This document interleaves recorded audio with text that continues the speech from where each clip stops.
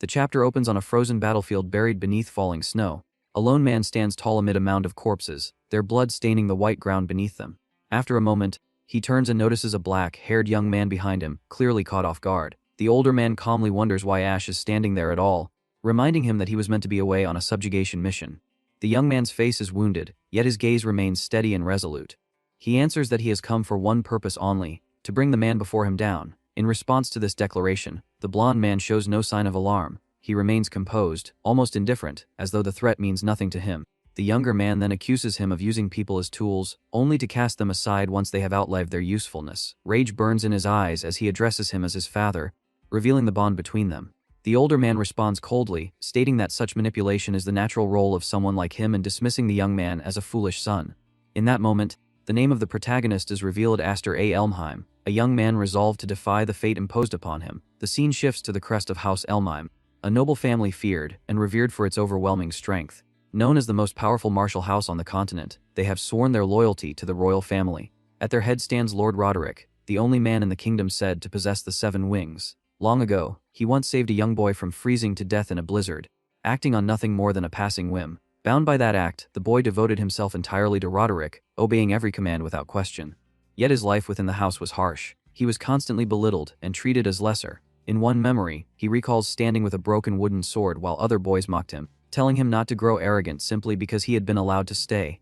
The wing crest engraved upon his back symbolized magical potential, but cruel irony followed him. He was the only one in the house who could not use magic at all. For this reason, even his own brothers tormented him, sneering and calling him wingless. Still, despite the endless scorn, he refused to surrender. He trained relentlessly, gripping his sword and pushing forward no matter how much it hurt. He drove his body to exhaustion, performing push-ups in pouring rain and forcing himself past his limits. He believed that unwavering devotion would eventually earn him recognition. The memory shifts again, showing him in a snow-covered forest alongside his companions. Sensing something wrong, the young man suddenly hides behind a tree, alert to an unfamiliar presence drawing closer. Shock washes over him when he realizes their group has been surrounded, and he wonders if they have fallen into an ambush.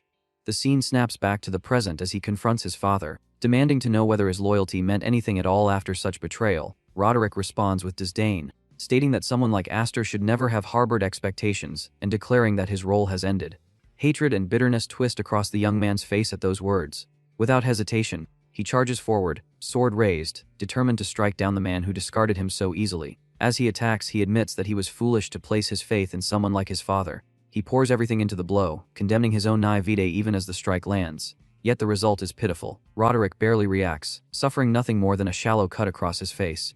In an instant, 2 figures appear and bind Aster with chains formed of magical energy. They are his brothers.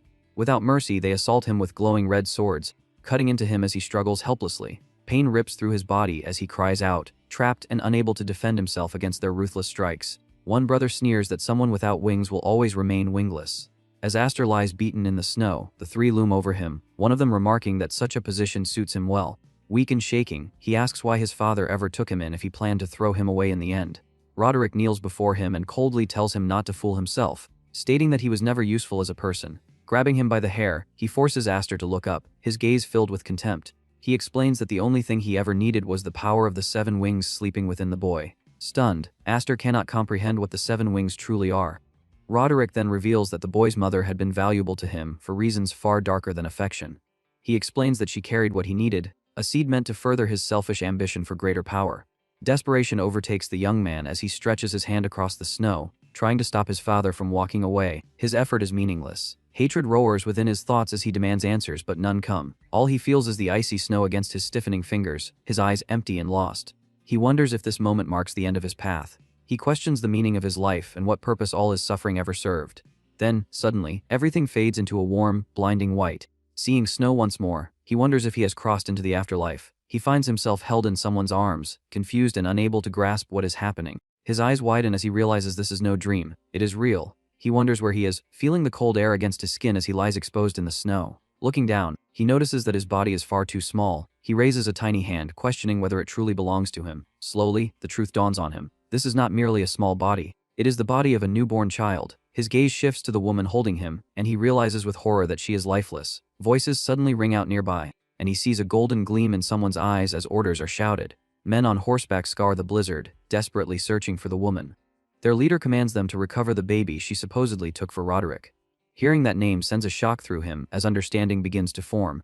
He realizes that Roderick was searching for a baby and that he himself is that child. He questions whether the infant suspended in this moment is truly him. Memories surface of being found in a blizzard, and he understands the impossible truth. He has returned to the past. Golden light surrounds him as his sense of reality fractures and reshapes. Finding the situation absurd yet undeniable, he decides confirmation can wait. He knows one thing for certain: if he remains here, he will fall back into the Duke's grasp. Gathering what little strength he has, the newborn turns away from the lifeless woman and begins to crawl through the snow, driven by a determination far greater than his fragile body suggests. Golden light wraps around him, and he realizes that escape is his only option. His tiny hand begins to shine as he drags himself forward through the biting snow. Almost immediately his breath grows uneven, and he lets out a strained sound, frustrated by lungs that refuse to work as they should. Every movement sends burning pain through his small limbs, and a clear trail forms behind him in the snow. Despite a past filled with humiliation and obedience, the boy swears to himself that he will not die here. A vision of his grim future flashes through his mind, showing his hand reaching toward Roderick in anger and despair. His face tightens with pure hatred as he makes a silent vow to take revenge on Roderick. Even trapped in the fragile body of a newborn, he keeps crawling across the endless white expanse. Eventually, exhaustion overwhelms him, and he collapses unconscious just as his path is blocked by someone's feet. A small white-haired girl notices the baby lying in the snow and calls out to her father in alarm. In response, a gray-haired man steps forward. He is the Viscount of House Highfried. He lifts the child into his arms, wondering aloud what a baby could possibly be doing in such a deadly place. Held against the man's chest, the boy finally feels a sense of calm. The Viscount's eyes widen as he realizes how unbelievable the situation is, having never imagined finding an infant there. As he studies the child more closely, curiosity grows within him. He then notices the long trail carved through the snow and is stunned by how far the baby must have crawled alone. Meanwhile, the boy sleeps peacefully, his face unusually serene, in a dark, dreamlike space. The boy wonders where he is as the image of another child appears before him. A red-haired baby seems to welcome him, surrounded by drifting golden feathers. The scene shatters, and he wakes up abruptly in a crib, his thoughts lingering on something from the dream that he feels he must not use. As his vision clears, he notices children staring down at him. One of them scolds him, saying that he should not behave so wildly. Confusion overwhelms him as he realizes he is surrounded. A girl lifts him into her arms, but the black-haired boy struggles fiercely, desperate to break free. With a sudden burst of movement, he manages to leap from her grasp, shocking the other children. Without hesitation, he begins crawling away, panic etched across his face. One of the girls cries out for him to stop, startled by his behavior. He ignores her and continues his escape, unable to understand why he is being pursued. In desperation, he stretches out his hand, and golden energy surges from his body. His eyes blaze with the same radiant gold as a newly awakened magical aura surrounds him. To his shock, his body lifts off the ground. He realizes in disbelief that this is real magic. Still floating, he struggles to comprehend what is happening. Then the power suddenly fades, and he begins to fall uncontrollably from the air. Fear floods his face as he braces himself for the impact. Just before he hits the ground, the Viscount rushes in and catches him, struck once again by how strange and extraordinary the boy is. The child stares at the man in shock, recognizing him as the one who saved him before. He recalls that this man is Highfried, the Viscount ruling over Roderick's domain, land once governed by his father. As he glances at the mansion, he wonders if this is merely another branch of the Elmheim family. A portrait comes to mind, showing Highfried mu Elmheim, the head of the Viscount's house and a branch of the main family. He remembers that Highfried and his brother Roderick were known as the Two Wings, famed for protecting the royal family together. He also remembers their fate, how the Viscount and his entire family perished during a civil war. With this knowledge, the boy finally accepts the truth. He has truly returned to the past. This life is his second chance. Still, despair creeps in as he fears he may have escaped the Duke's grasp only to fall into the hands of his brother instead. A woman takes him into her arms and wonders aloud whether his magic went out of control, causing him to fly. She smiles gently, clearly pleased to finally have him there. She hugs him warmly and reassures him that he no longer needs to be afraid. The boy is left speechless by her kindness, unused to such affection. She continues to hold him with care, while the Viscount watches the scene quietly, deep in thought. After a moment, the Viscount extends his hand and states that the child possesses extraordinary power. To demonstrate, he lifts the boy's shirt, revealing a crest etched into his skin. Reflected in a nearby mirror, both the man and the woman stare in shock as they recognize the unmistakable symbol of the 7 wings. Panic surges through the boy as he sees the mark and wonders why it is there. His eyes glow intensely gold as memories flood back. He recalls Roderick's cold words about needing the power of the 7 wings that resided within him. An image flashes through his mind of his father holding him with a calculating, emotionless expression. At last, he understands the truth. He was taken in only so that his 7 wings could be claimed later. Anger burns through him as he questions how Roderick ever dared to call him wingless after stealing his own wings. The woman notices the sudden change in the child's expression and grows confused. She asks the Viscount what he plans to do with the boy she is holding. Hearing this, the child senses danger and knows he must be ready to act. He believes his power must never fall into the hands of the Elmheim family, as he needs it to carry out his revenge. To his complete surprise, the Viscount calmly states that they will adopt him. The decision is so unexpected that the boy is left utterly speechless. The Viscount gently pats the child's head and says that he is still a fledgling, unable to fly on his own. He explains that the boy needs guidance and protection, and he promises to care for him until the day he can truly fly. The child's eyes widen at the warmth and sincerity in those words. Suddenly, a small noise comes from behind the door as one of the girls collapses to the floor, having overheard everything. The Viscount realizes that all the children have been listening in secret. One of them admits that they were simply worried about the new baby. The children gather together and approach their mother, who is still holding the newest member of the family. She smiles down at the boy as another daughter steps closer, curious and gentle. With a calm, loving expression, the woman gazes at the child in her arms. She lifts him slightly and declares that his name will be Aster, like a newly born star within their family. 10 years pass.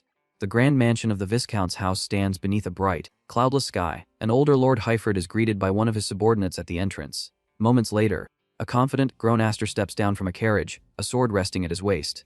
He offers his hand to a red-haired young woman, helping her descend as well and calling her his sister, Alphen. She thanks him warmly, reminding him of the days when she was one of the children who welcomed him into the family.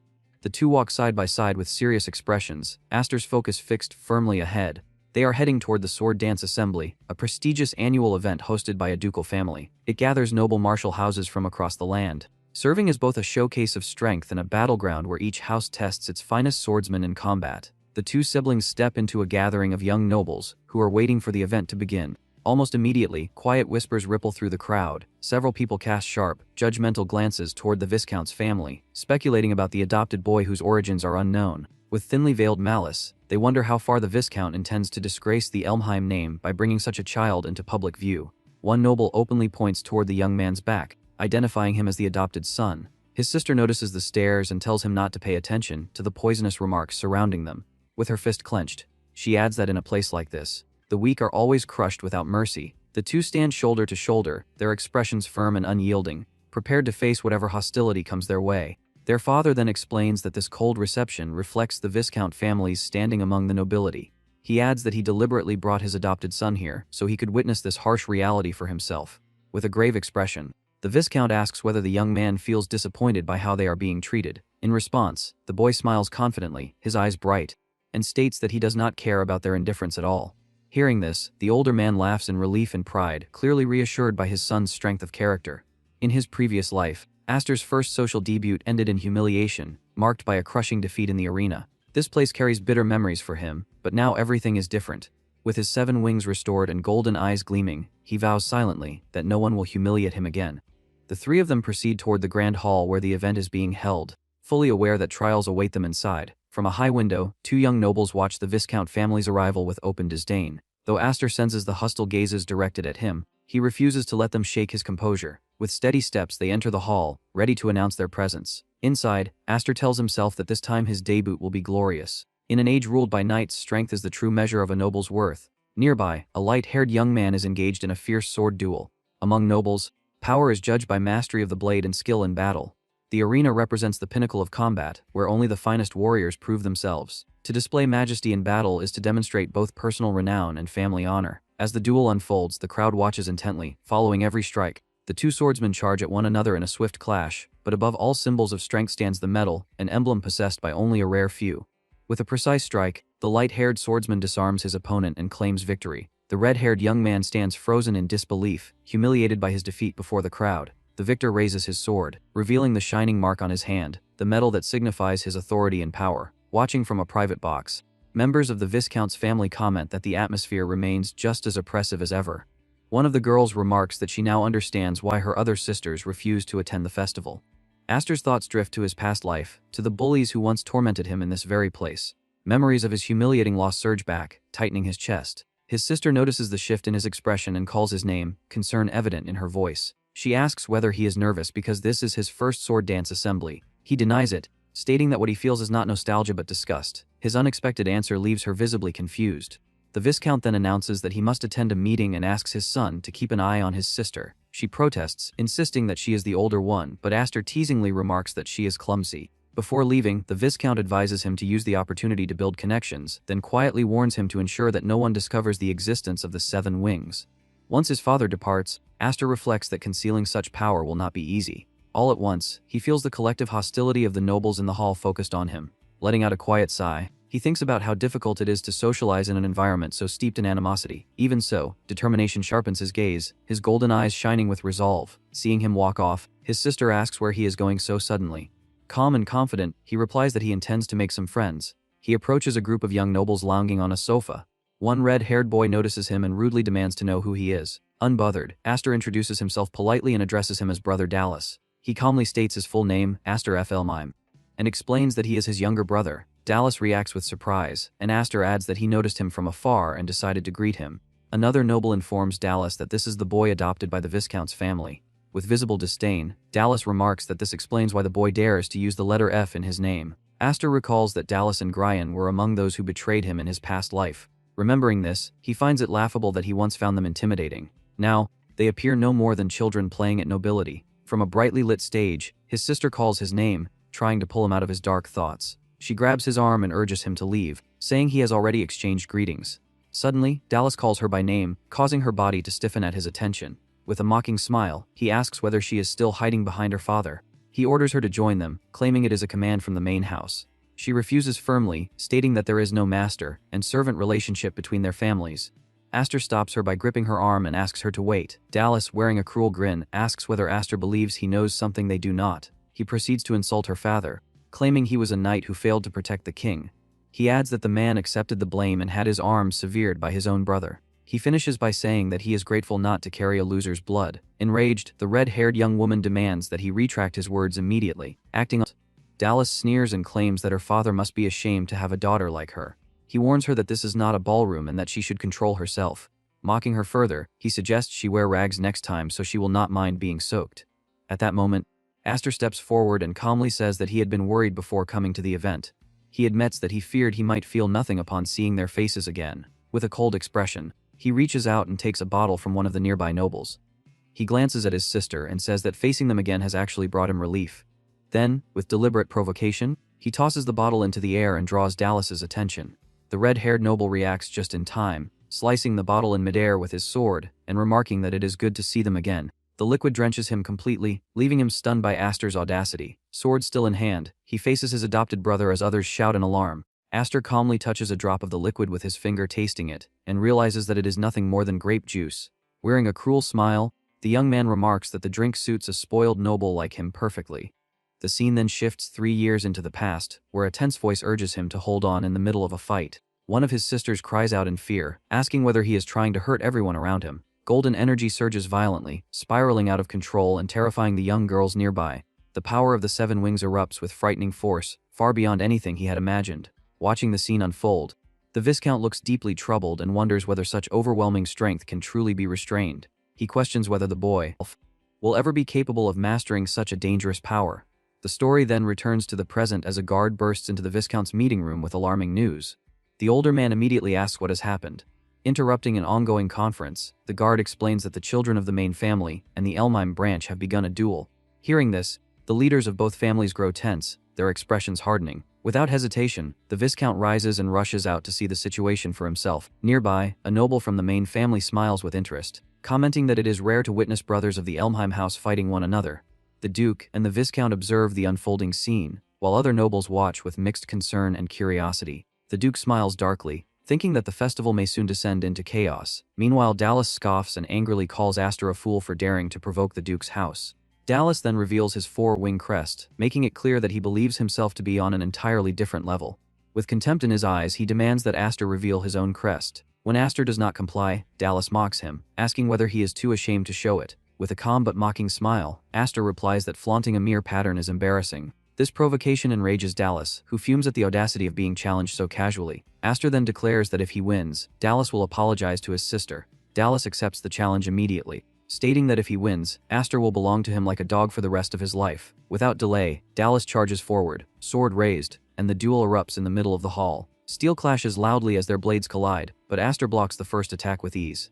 Standing firm, the black-haired young man grips his sword steadily, his focus unwavering. Dallas then channels the power of his four-wing crest, reinforcing his weapon with magic. A red aura engulfs his blade as he unleashes a devastating strike. From a distance, Aster's sister cries out his name in fear, anxious about what might happen next. The Duke watches closely, smiling as he reflects that while his son's swordsmanship is lacking, the magical strength of his crest more than compensates. He muses that the power of one wing is like the faint flame of a candle. In contrast, the power of four wings resembles an explosive force capable of widespread destruction. Grinning cruelly, Dallas taunts Aster, asking where all his confidence has gone and whether he still intends to force an apology. Growing impatient, Dallas demands that Aster stop defending and finally reveal his power. He then raises his sword with both hands, preparing a decisive blow meant to end the fight. One of the watching nobles smiles smugly, convinced the outcome has already been decided. At that moment, a golden aura envelops Aster's sword. With perfect timing, he blocks Dallas's attack, and the opposing energies collide violently. Dallas is stunned, unable to believe that his empowered strike was stopped so effortlessly. Smiling confidently, Aster remarks that Dallas talks far too much. He follows up instantly with a precise kick that sends his opponent flying across the hall. Standing tall, Aster radiates golden light, his presence overwhelming. He reflects that he endured 10 years of restraint in the Viscount's house solely to prepare for revenge. His eyes burn with determination as he advances again, launching a relentless series of swift, powerful strikes. Dallas fails to keep up and collapses to his knees, completely overwhelmed. Another brother watches in disbelief, unable to accept that Dallas is being driven back so easily. Suddenly, green and yellow energy bursts forth, blasting Dallas backward with crushing force. In desperation, Dallas shouts that he is a four-wing and cannot be defeated by someone like Aster. Aster meets him with an icy stare, utterly indifferent to that claim, and unleashes yet another devastating attack. The surrounding nobles gasp, wondering if the boy truly intends to win so decisively. Shock spreads through the crowd as people whisper that monsters like this still exist within the Elmheim family. Focused and unrelenting, Aster continues his assault without giving his opponent a moment to recover. Standing beside his daughter, the Viscount watches anxiously and admits that the situation has become dangerous. Dallas, filled with rage, struggles desperately against the crushing power bearing down on him.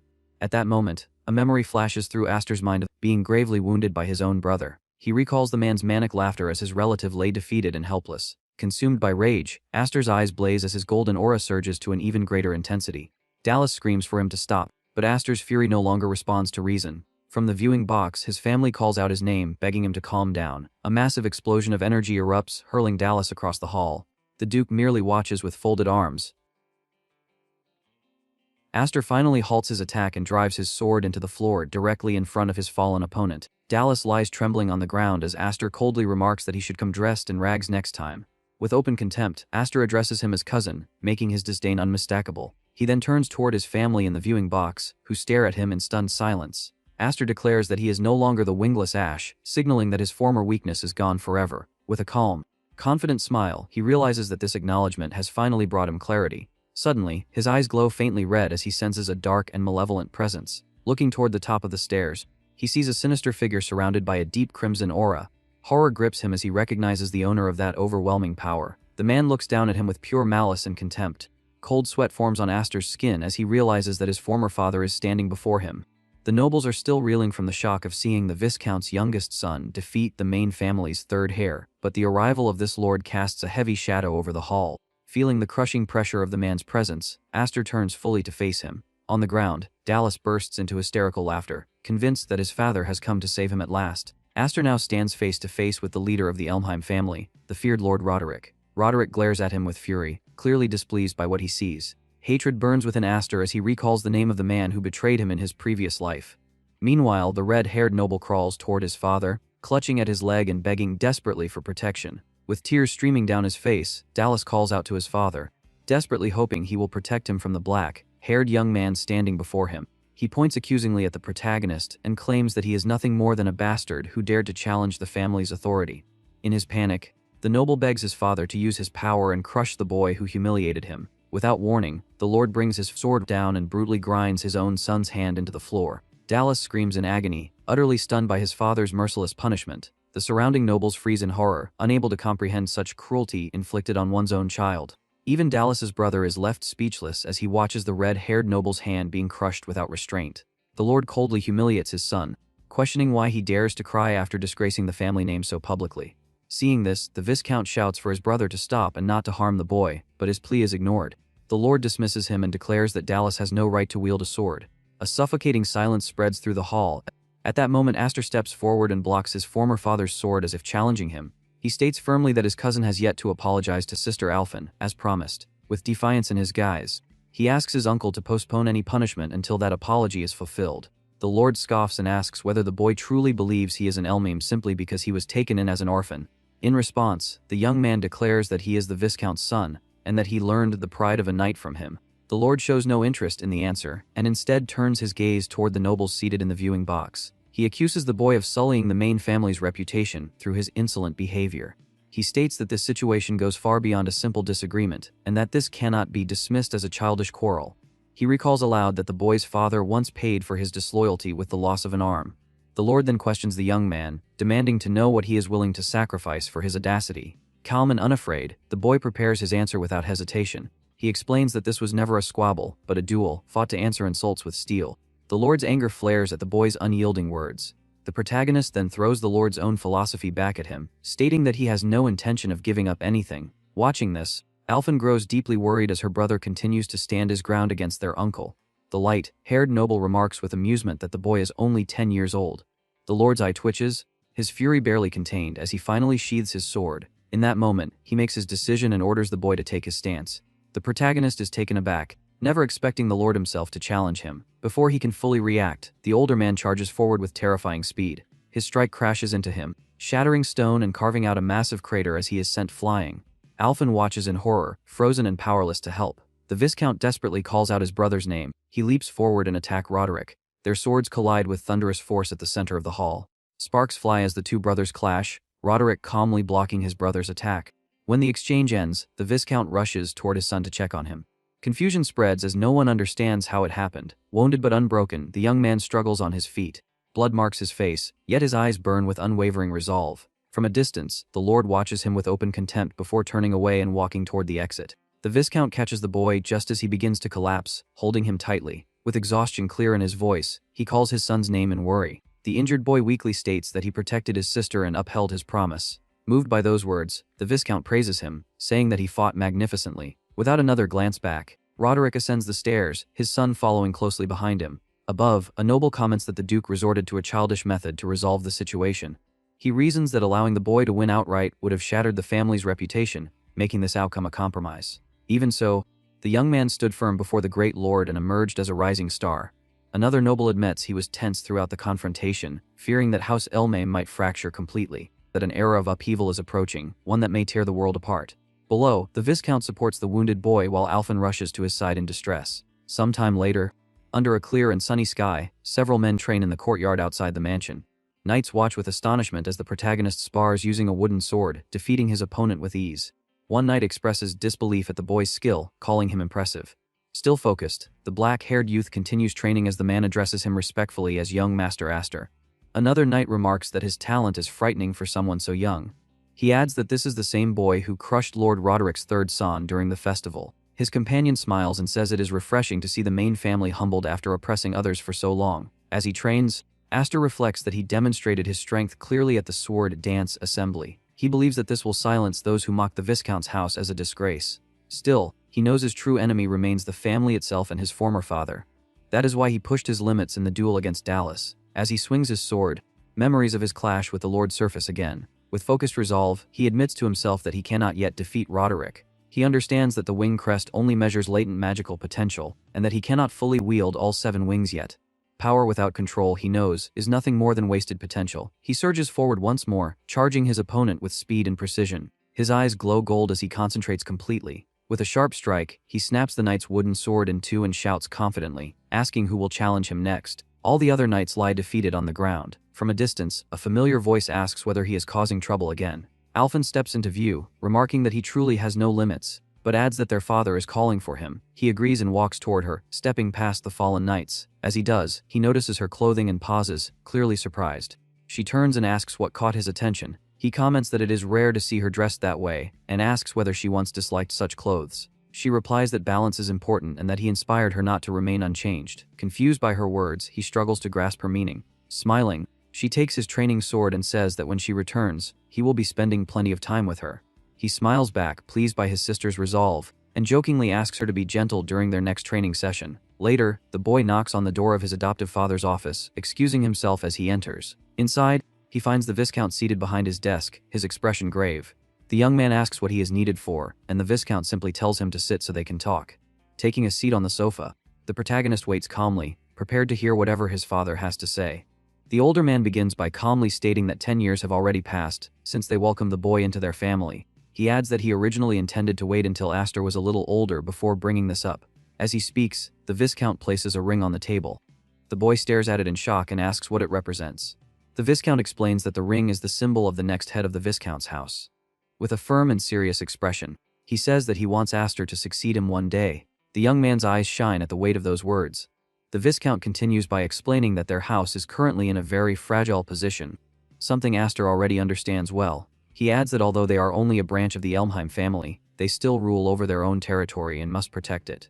Leaving the position of successor undecided for too long would invite instability. The boy then asks whether his sisters agree with such a sudden decision.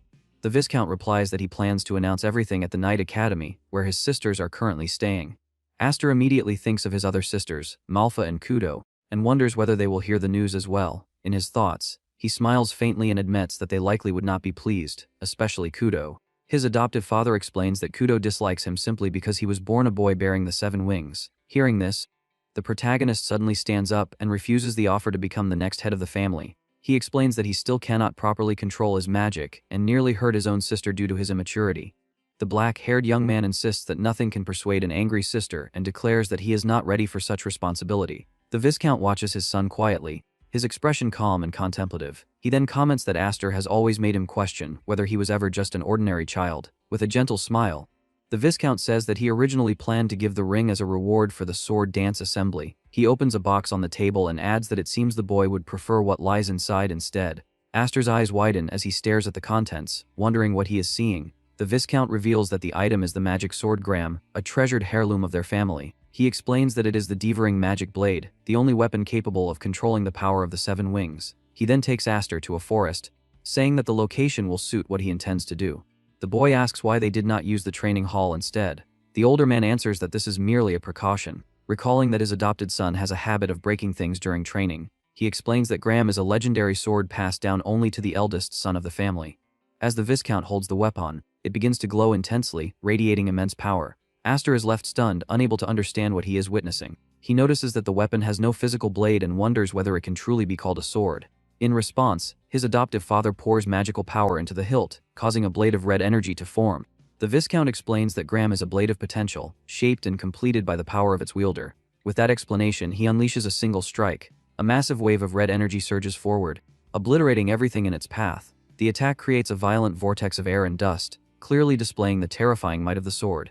He warns that if the wielder's power is insufficient, the blade will drain them dry, adding that the weapon's history is filled with tragedy. With a serious expression, he then offers the sword to Aster and asks whether he wishes to try wielding it. Without hesitation, the young man grips the hilt with both hands. A golden aura surrounds him as he channels his mana into the weapon, attempting to form his own blade. The golden energy erupts violently, and he struggles to contain it. He quickly realizes that his mana is being pulled into the sword on its own, without his control. A massive beam of light suddenly shoots into the sky. In the courtyard, knights notice the flash. One of them wonders aloud whether a comet has fallen, while another argues that it looks more like something has been launched upward. His sister also notices the phenomenon, and one of the men asks what could have caused it. Looking up at the sky, she states with certainty that it must be Aster's doing. Back in the forest, the young man smiles while holding the sword and says that the weapon is extraordinary. The Viscount corrects him immediately, saying that the sword itself is not what is impressive. He points toward the sky and states that Aster's power is what truly stands out. The Viscount explains that no one in their entire lineage has ever borne the 7 wings crest. He believes that once Aster fully masters his power, he will surpass even Lord Roderick. In his thoughts, the Viscount realizes that his adopted son may one day become stronger than both himself and his brother. However, he warns that great power always invites great conflict. He explains that if the world discovers the boy has 7 wings, it will become a serious problem. Some will envy him, others will resent him, and many will seek to exploit or eliminate him as a threat. He tells Aster that this is why he must never regret being weak now, and urges him to grow stronger while he still has the chance. Extending his hand, the Viscount asks him to train without hesitation. The protagonist takes his hand and vows that he will never return to a life of misery. With determination, he thanks his father and promises to master both the 7 wings and the sword. 3 days later, the Viscount's family warmly welcomes new arrivals home. Two young women enter the mansion, and the red-haired one loudly announces her return with dramatic flair. She spreads her arms wide, clearly thrilled to be back, and asks for a reunion hug from her younger sisters. Instead, the girls rush past her and cling to the white-haired woman, calling her sister Malfa. Left standing alone with her arms still open, the red-haired young woman complains about being ignored. One of the younger girls remarks that she always ruins their hair by hugging too roughly. Embarrassed, the redhead denies the accusation and insists she would never do such a thing. She then notices Alphen standing near the stairs quietly watching. Without hesitation, Kudo rushes over and pulls her into a crushing hug. The pink-haired girl protests loudly as she is squeezed mercilessly. Malfa then asks their father where brother Aster is. The Viscount begins to answer with a gentle smile. Hearing Aster's name, Kudo's expression turns serious. At the same time, deep in the forest, the young man continues his training and unleashes another violent burst of red energy. He barely manages to dodge his own attack, which spirals wildly out of control. Breathing heavily and drenched in sweat, he admits to himself that he still cannot fully control the magic sword. He realizes that while he can form the blade, maintaining its stability already pushes him to his limit. Standing amid the devastation, he wonders what he must do to reach his father's level. Suddenly, a familiar voice remarks that he has outdone himself. Kudo appears, walking toward him. He asks whether she has already returned, and she complains that he did not even come to welcome her home. With a teasing smile, she calls him cold-hearted for ignoring her arrival. She then accuses him of acting special and mentions that she heard about the sword dance assembly. He responds by pointing out that the same could be said of her missions as a knight apprentice. He adds that she was the only one awarded the honorary knight medal that year. Kudo replies that if she could not achieve something like that, she would never be worthy of succeeding their father. She then asks whether he refused the role of successor because of her. The young man internally curses his father for causing confusion and explains that this was never his intention. He simply did not feel worthy of such responsibility yet. Turning away, Kudo begins to walk off, speaking bitterly about their father and brother. She accuses him of being cruel for knowing her dream and still acting the way he did. Completely baffled, Aster struggles to understand her reaction. Without warning, she suddenly attacks, releasing a powerful slash of energy toward him. The strike tears through the air and obliterates a tree behind him. Startled, he narrowly dodges as the trunk explodes. Angrily, he demands to know why she attacked him without warning. She replies casually that since it has been a while, she decided to test his skills. With a confident grin, she warns that next time she will attack with full force. Aster tries to protest, saying that his sword is still incomplete. She counters by asking whether he would give the same excuse to an enemy on the battlefield. The question leaves him stunned. She states that a knight must always be ready and that hesitation will only lead to defeat. She charges again, and he thinks she must be joking. He knows he is already at his limit just controlling his unstable magic. Still, he realizes he has no choice. If she is serious, then he must respond in kind. The siblings' swords collide, energy exploding outward as they clash. As the impact reverberates through the forest, the boy despairs, realizing that she truly intends to take him down. Their clash drove them deeper into the forest, away from prying eyes. From afar, it would have looked as if lightning had struck among the trees, bursts of light flashing between trunks. Kudo clicked her tongue in irritation mid-swing, her blade carving precise arcs through the air, her expression sharp and merciless. She remarked that he remained as skilled with a sword as ever and admitted that she had not expected him to keep pace after her years of growth at the Knight Academy. Even so, he blocked her attacks one after another. She shifted her footing with disciplined precision and unleashed a devastating blow that hurled him backward. She coldly stated that his control over mana was pitiful. Aster skidded across the forest floor, his boots gouging deep lines into the soil. Still, he forced himself upright. Looking at her, he commented that she was just as ruthless as he remembered. His thoughts drifted unwillingly into the past. Kudo had always been this way, fierce and unyielding. As the only male in the family with the formal right to inherit, and as the bearer of a seven-wing crest that surpassed anyone else in the household, he had long been a silent thorn in her life. To her, his very existence embodied unfairness. She had grown into a storm that rose against every perceived injustice. If he were honest with himself, she had always been his natural enemy. Without warning, she leapt high, her silhouette briefly framed against the canopy. He recognized the technique instantly. Her sword fell like judgment. The impact split the forest floor apart, a violent shockwave blasting outward. Standing over him, she declared that he was unworthy of becoming the next head of the family. Elsewhere, inside their father's chamber, Alphen stood near the window.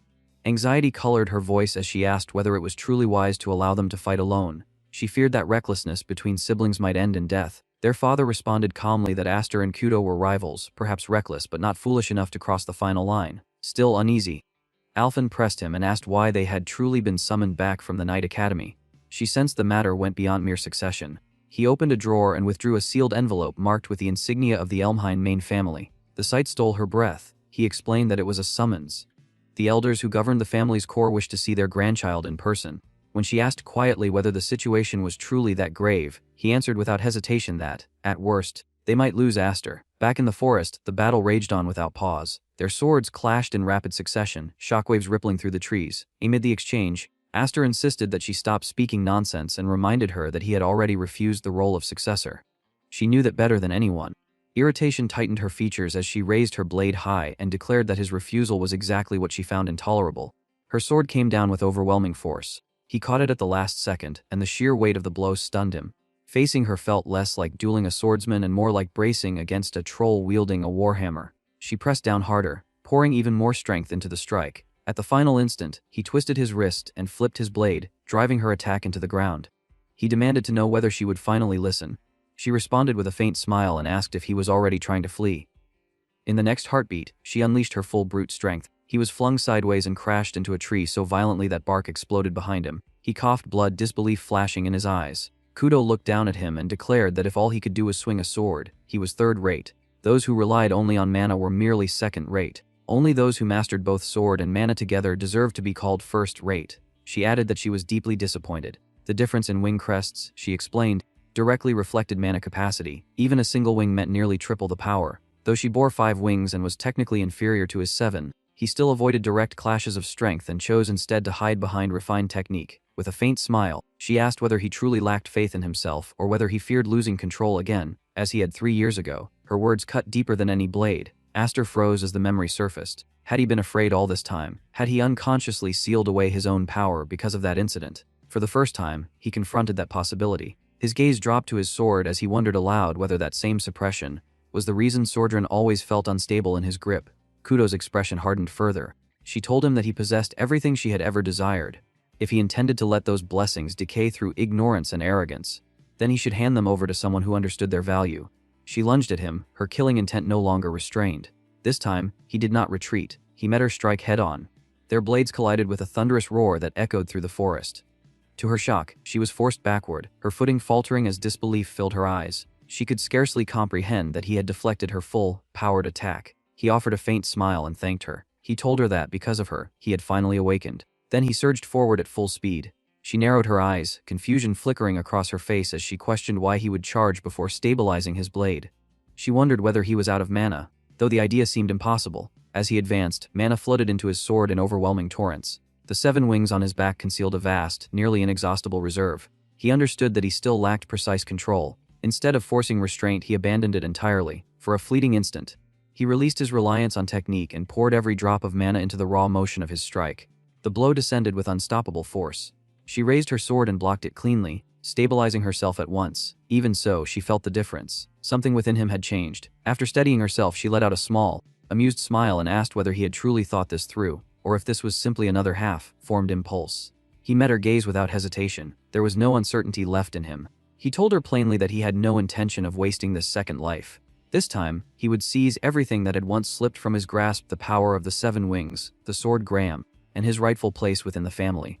These were the things he had struggled desperately for before and failed to claim. At the mention of a second life, she stiffened almost imperceptibly. Shock flickered across her face. In that brief opening he moved. Mana surged violently into his blade as he closed the distance in an instant. He leaped high into the air, gathering every ounce of strength he possessed. His sword was poised to fall with absolute finality. Then he vanished. Kudo's eyes flew open in shock when Aster vanished from her sight midair. For a split second, she thought he had disappeared entirely. But he had not. Instead of rising higher, he had dropped low, compressing his mana inward and forcing it into a tighter, denser flow. The pressure around him thickened as he funneled everything he had into his blade. He announced without hesitation that he would no longer hold back. Kudo felt the change instantly. The atmosphere itself seemed to grow heavier. She understood at once that the duel was reaching its conclusion. Aster brought his sword down with devastating force. The air shrieked as it split beneath the descending arc of condensed mana. Sometime later, Kudo slowly opened her eyes. Instead of shattered trees and scorched earth, she saw the familiar ceiling of her own bedroom. For a few seconds, she could not understand how she had ended up there. Sunlight streamed through half-drawn curtains. By the window stood her older sister, Malfa, quiet and composed. Malfa turned slightly and remarked that Kudo had taken quite a while to wake. Kudo pushed herself upright immediately, her voice sharp as she demanded to know what had happened to the duel and what the result had been. Malfa's smile was gentle. She explained that Aster had carried Kudo back himself. He had told the household that Kudo had fallen asleep in the middle of the fight. According to him, the exhaustion from her journey back from the Night Academy had finally caught up with her, and she had simply lost consciousness. Kudo lowered her gaze to the sword resting nearby. That was not what had happened. She remembered the final moment with perfect clarity. Aster's blade had stopped just inches from her body. She had felt the crushing density of his mana, enough to cleave her in two. Yet at the last instant, he had dispersed the mana coating the blade. Only the residual shockwave had struck her. It had been strong enough to knock her unconscious, but it had not been meant to kill. In that moment, she had understood something simple and undeniable. No matter what he claimed, Aster would never kill his own sister, and yet, for the briefest heartbeat, she had believed he might. A faint smile touched her lips. He was younger than her, and yet he had grown into something infuriatingly formidable. What an unbearable little brother he had become. She rose abruptly and seized her sword, asking Manhwa where Aster was. Her eyes sharpened as she declared that she would not accept a duel that ended like that. The next time, they would start from the beginning, both at full strength. Manhwa's expression shifted. She informed Kudo that Aster had already left the castle. Kudo froze. Manhwa explained that the main house had summoned him, and that earlier that day he had departed alongside their father. Seeing Kudo's confusion, she asked whether she truly had not been told about the summons. Anger flared in Kudo's voice as she demanded to know why no one had informed her. Far beyond the castle grounds, a horse-drawn carriage rolled steadily along a forest road. Inside, Aster sat across from his father in heavy silence. His father explained that the person Aster was about to meet was one of the old lords who quietly supported the Elmine family. Though retired from public leadership, the former heads of the main and branch families, along with the powerful elders beneath them, still wielded immense authority. They no longer stood in the spotlight, but they governed from the shadows. He added that those elders had never once shown the slightest interest in Aster.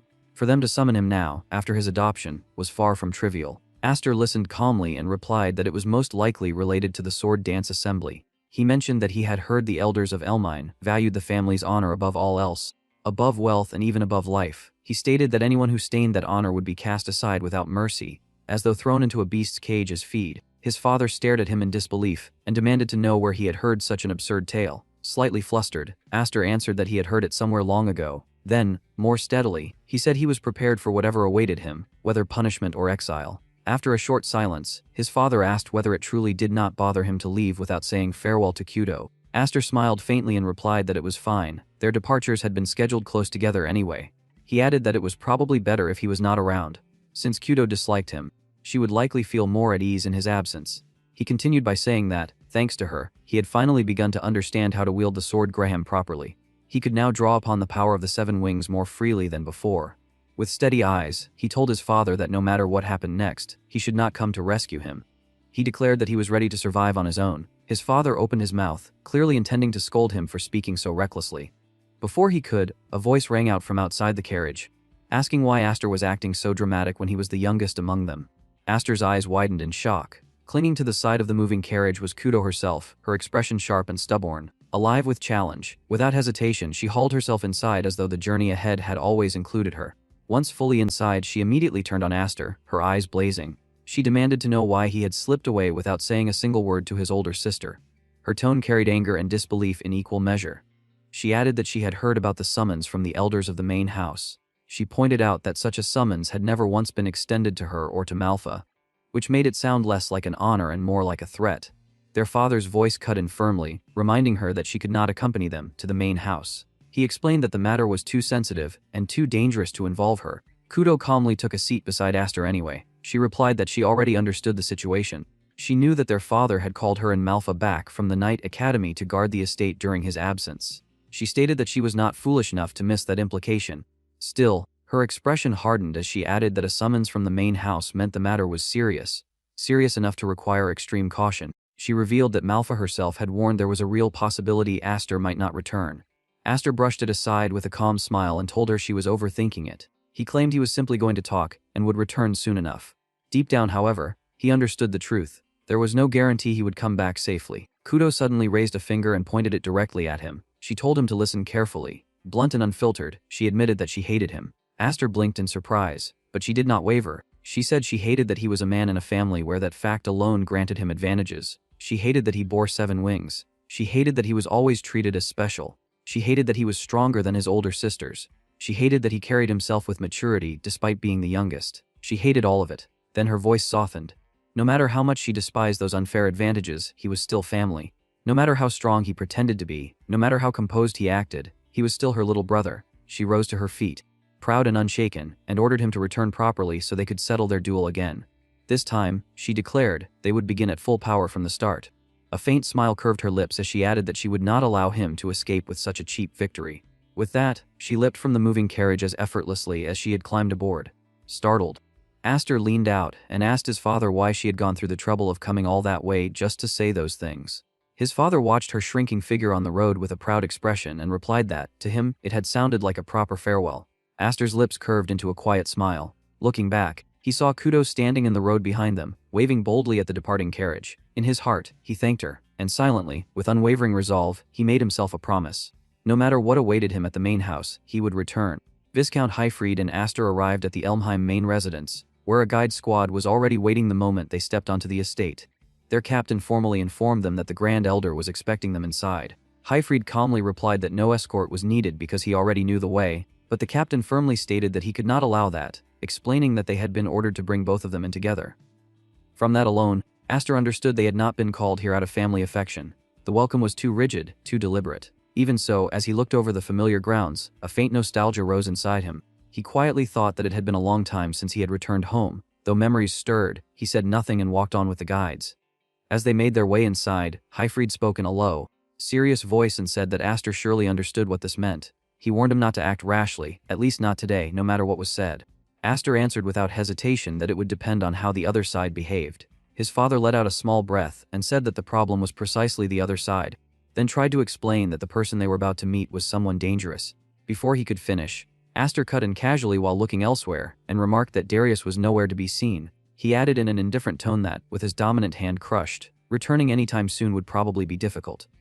Highfried shot him a sharp look and asked whether he was listening at all. Aster answered simply that he was. Then he added that for today he would stay as silent as a clam because his sister had told him to return safely. By then, they had reached a massive door. It slowly opened with a heavy groan that echoed through the corridor. Once they entered, the guard captain loudly announced that Lord Highfried and his son had arrived. At the far end of the grand hall, an elderly man greeted them in a measured tone and remarked that they had finally come, asking whether it had already been more than 10 years.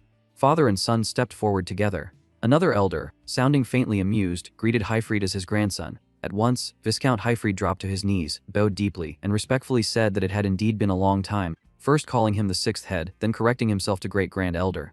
Aster, however, remained calm. As he felt the old man's gaze press down on him, he realized that this was the monster hidden in Elmheim's shadows, Zenith A. Elmheim, the sixth head of the main house. Around him sat the true power holders beneath the Elmheim name, figures of immense influence. Aster recognized several of them from the Sword Dance Festival. His eyes moved across the hall before he casually asked whether Roderick was absent. A flicker of surprise crossed his face, but before anyone else could answer, the sixth head sharply stated that Roderick was not here, explaining that he commanded the knights who directly served the royal family and had no time to involve himself in vulgar matters. As he spoke, a terrifying aura poured from his body. The pressure was thick and suffocating, weighing down the entire hall like an invisible force. He coldly added that, since Roderick was occupied, the old men had kindly taken it upon themselves to handle the administrative side of this matter. Aster stayed outwardly calm, but his thoughts moved quietly. In his previous life, he had never even gotten the chance to stand before these people.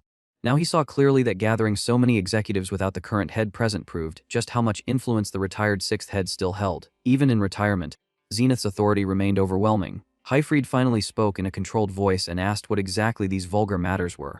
Zenith let out a low laugh and said that Highfried had likely already guessed. His sharp eyes shifted toward Aster, as he remarked that Aster's pet dog had caused quite a disturbance at the Sword Dance Festival. The insult lingered in the air, deliberate and sharp. Aster lowered his gaze for a brief moment, then looked forward again with his golden eye steady and unshaken. Inside, he calmly concluded that this was exactly what he had expected.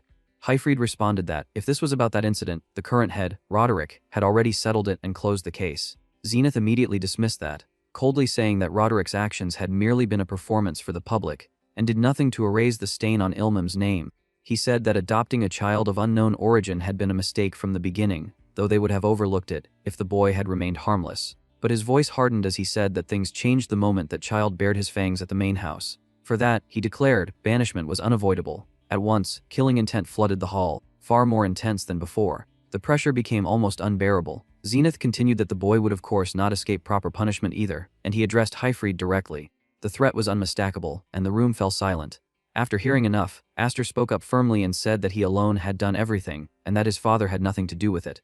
Highfried neither stopped him nor openly supported him. Seeing his father remain silent, Aster slowly steadied himself and quieted down again. Zenith watched the exchange with unreadable eyes and said that, as expected, the boy had no discipline. He criticized him for daring to interrupt while adults were speaking. Then the sixth head slowly rose from his seat, and the atmosphere in the hall grew even heavier. In a deep, commanding voice, he declared that Elmheim led 12,000 knights and carried a great name, but the knights were far from united. He explained that countless people constantly aimed for the highest seat, and his sweeping gaze across the gathered elders and executives made the meaning obvious.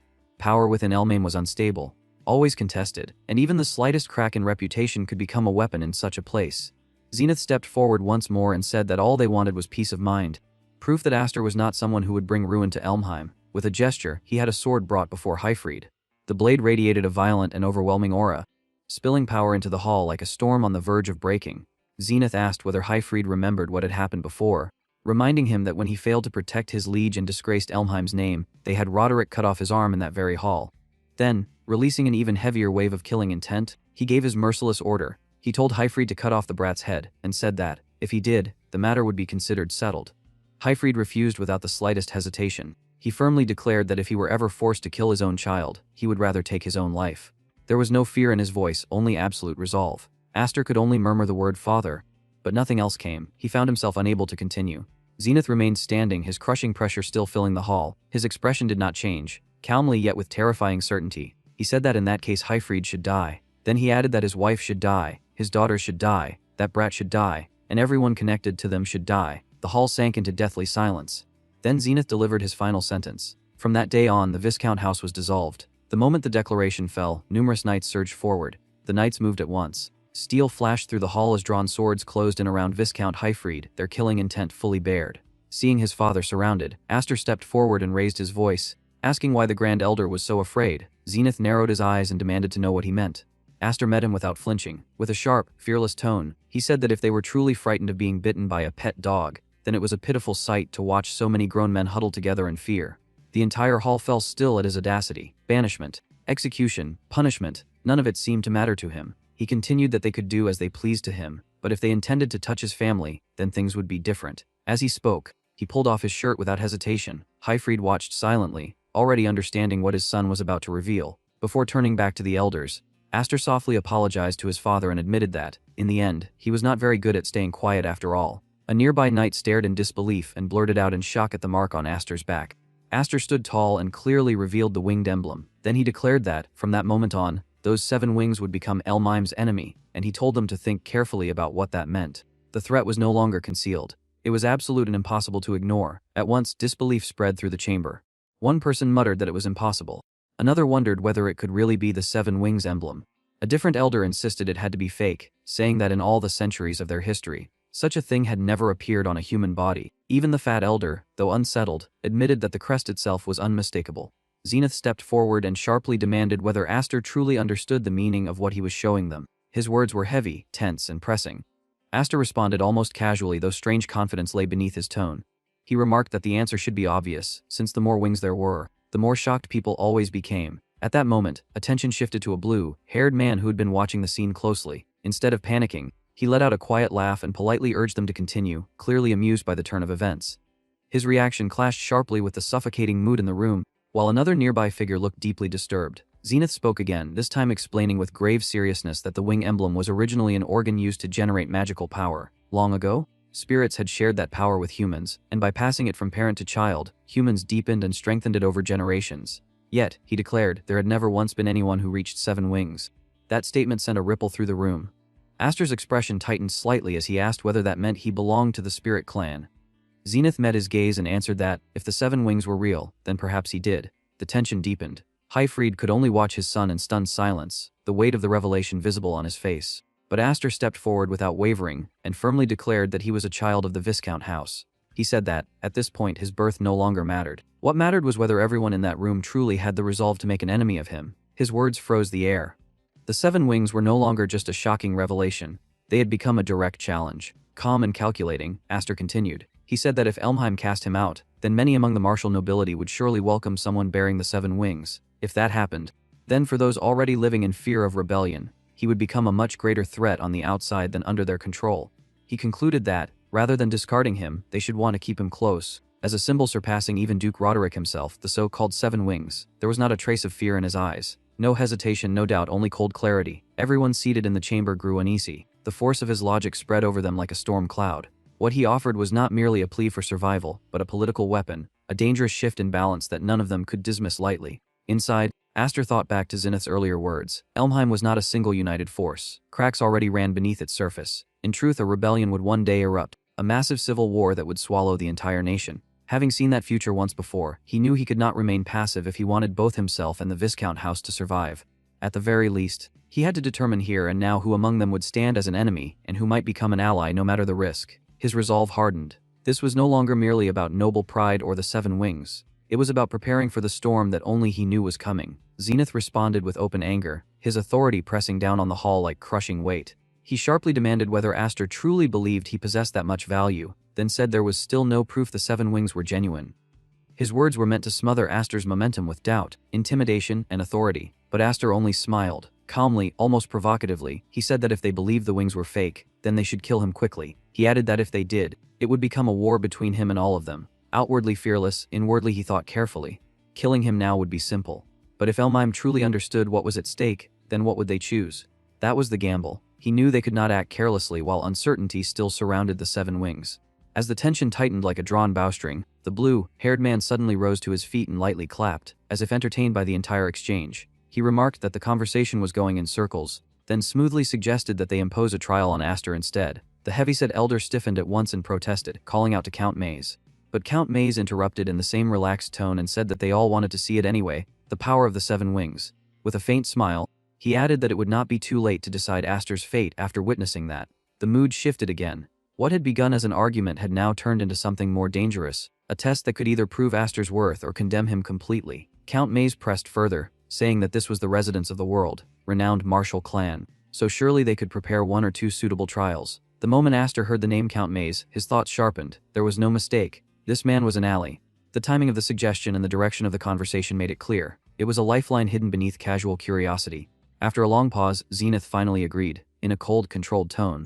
He ordered them to follow him. He remarked that teaching manners to a grandson who did not know how to speak properly was also the duty of an old man. He led them away until they reached a heavy structure. Zenith stated that this was the trial ground. It was dark inside, and beyond the darkness lay an underground bunker connected to the waterways. He explained that it had originally been built as an emergency evacuation shelter, but they were currently keeping a single magic beast there. Then he announced the trial. It was simple. Aster only needed to defeat that beast. The simplicity of the words made the challenge feel even heavier. Hyfried let out a deep sigh, unable to hide his frustration. He muttered that Aster had always been a troublesome child, always crying and screaming when young, and reminded him that he had warned him many times to keep the existence of the 7 wings hidden. There was disappointment in his voice, but worry as well. Aster listened in silence.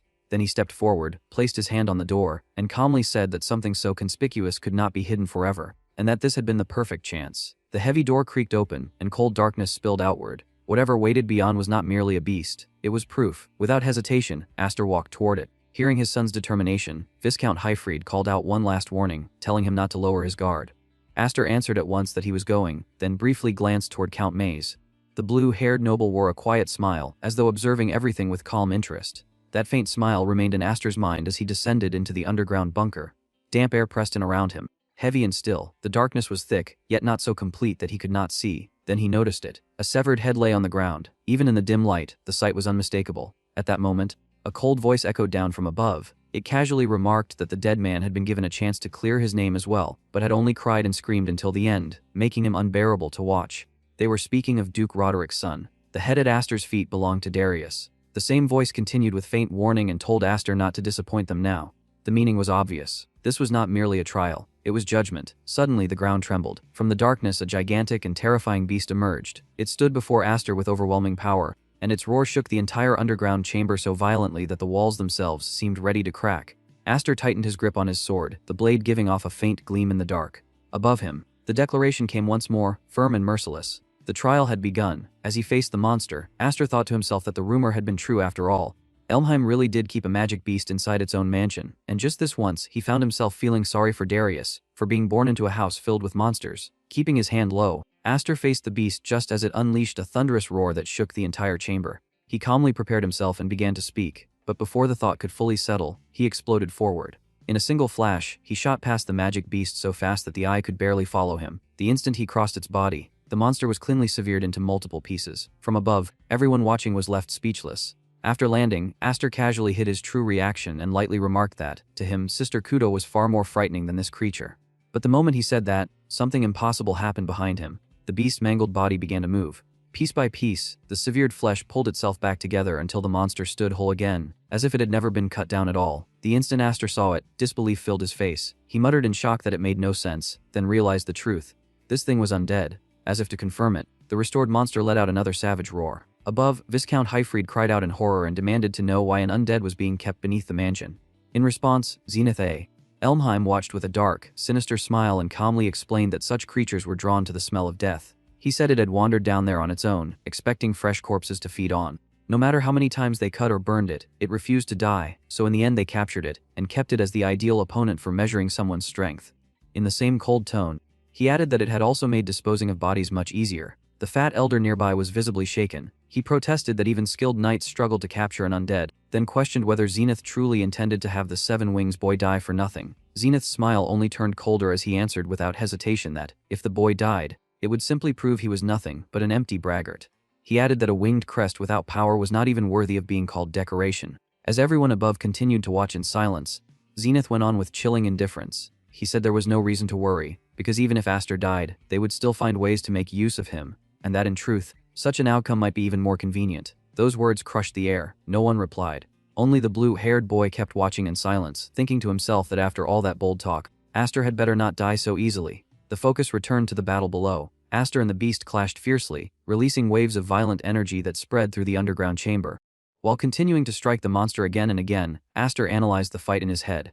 No matter how many times he cut it, there was no real effect, and its regeneration was far beyond that of an ordinary undead. He reminded himself that undead were already dead to begin with. To kill one completely, it had to be burned in sunlight or purified by a holy weapon. If neither option was possible, then the basic rule was simple: do not fight it. But he immediately discarded that thought.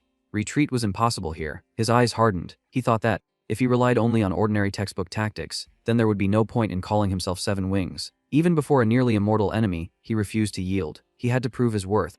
With that resolve burning inside him, Aster swung his weapon and unleashed a crushing strike straight ahead. He declared to himself that he would overpower the undead with sheer force. In the next instant, an enormous explosion erupted from the clash. A massive blast rocked the entire bunker, hurling dust and shockwaves in every direction. The elders above were stunned by the sheer amount of power released. One stammered in disbelief at the monstrous magic power. Others stared down in astonishment and said that this must be the power of the Seven Wings. Another quickly demanded to know what had happened below and whether the beast had finally been defeated. Through all of it, Zenith remained almost entirely unmoved. As the dust slowly cleared, the figure still standing at the center of the battlefield was revealed. It was Aster, completely unharmed and still on his feet. Zenith quietly muttered in disappointment that it was a waste, but before anyone could fully process the result, the magic beast lunged again without warning. Its attack came so suddenly that even Aster failed to notice the moment it moved. In the blink of an eye, he found himself directly beneath the towering monster as it roared down at him, its horrifying face hanging right above him. From above, Hyfried shouted Aster's name in panic. At that moment, the blue-haired boy suddenly spoke and told Lord Hyfried not to ruin everything by jumping in to save him. Furious, Hyfried turned and demanded whether he expected them to simply stand there and watch the boy die. The blue-haired boy calmly told him to settle down, then kept his eyes fixed on the battlefield and said that he should look more closely, because Aster still seemed to have one final card left. Everyone's attention immediately turned back below. There stood Aster in terrible condition after the blow. Yet despite his injuries, he remained upright. More than that, he was smiling. Looking at the outcome so far, Aster quietly said that it was good and that it seemed to be working properly. He noted that it was slimmer than before. Then he slowly raised his sword and leveled it at the monster. From that stance alone, it became obvious that something decisive was coming. In the very next moment, an overwhelming surge of power burst from his blade and shot upward like a blazing pillar. The force was so intense that it instantly swallowed the monster before him. With a single strike, the terrifying undead was utterly obliterated. As the destructive power roared forward, Aster shouted with fierce resolve that it would continue until the creature finally died. Watching that attack, Viscount Hyfried was left stunned.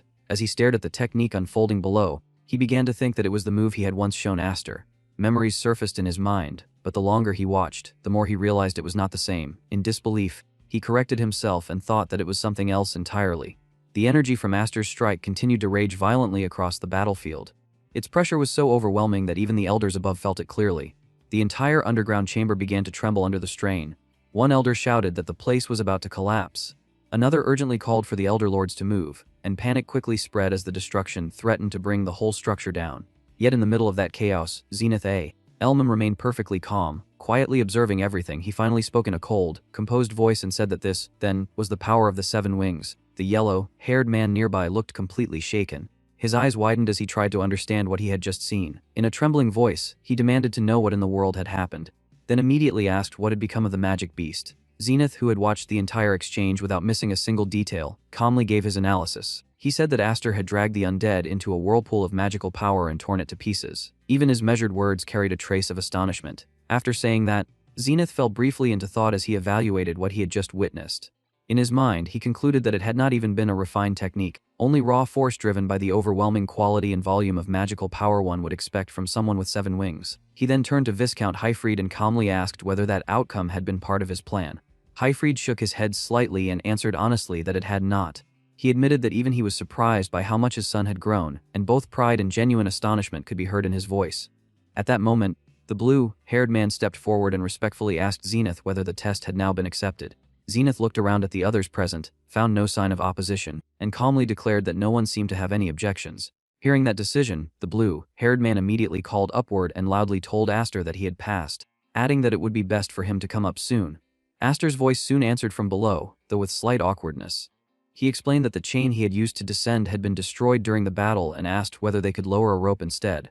The scene then shifted to a quiet room. Zenith sat there calmly, wearing the composed expression of someone who had already reached a decision. Looking toward Aster, he said in a steady voice that the opportunity before him would not come twice, and if he let it pass now, there would be no second chance. Aster answered at once, calm but firm. He said that he had no interest in disputing the succession of the main family.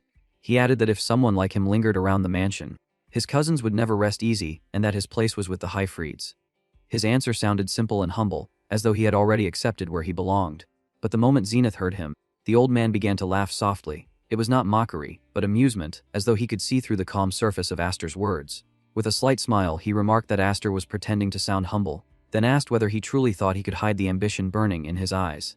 Zenith's gaze sharpened as he pressed further. He asked whether Aster intended to point his sword at Elmheim one day, and whether his true goal was Roderick's head. The question came so directly that Aster looked momentarily caught off guard. Seeing that reaction, Zenith laughed again and waved away the tension. He lightly told him not to be so guarded, then said that there was no need to peer too deeply into his thoughts for now. At last Aster voiced the question he had been holding back. Looking straight at Zenith, he asked why, if rebels were truly the enemy, the old man would even tolerate him. Zenith's expression turned serious. The faint amusement disappeared, replaced by a calm, heavy tone. He reminded Aster that Elmheim was not a unified bloc either. He explained that Roderick's character was too strong, and that if Aster's existence could serve as a restraint on him, then that was acceptable as well. Then his eyes sharpened again and the room grew tense. He quietly warned that if Aster ever bared his fangs at him, then Aster already knew what would happen. The warning was soft, but its meaning was unmistakable. Aster stayed silent for a moment. Outwardly, he remained calm. Inside, however, he cursed Zenith as an old monster of Elmham. Just then, the door opened and Viscount Highfried stepped inside. Looking toward Aster, he asked whether the conversation was over and what had been said.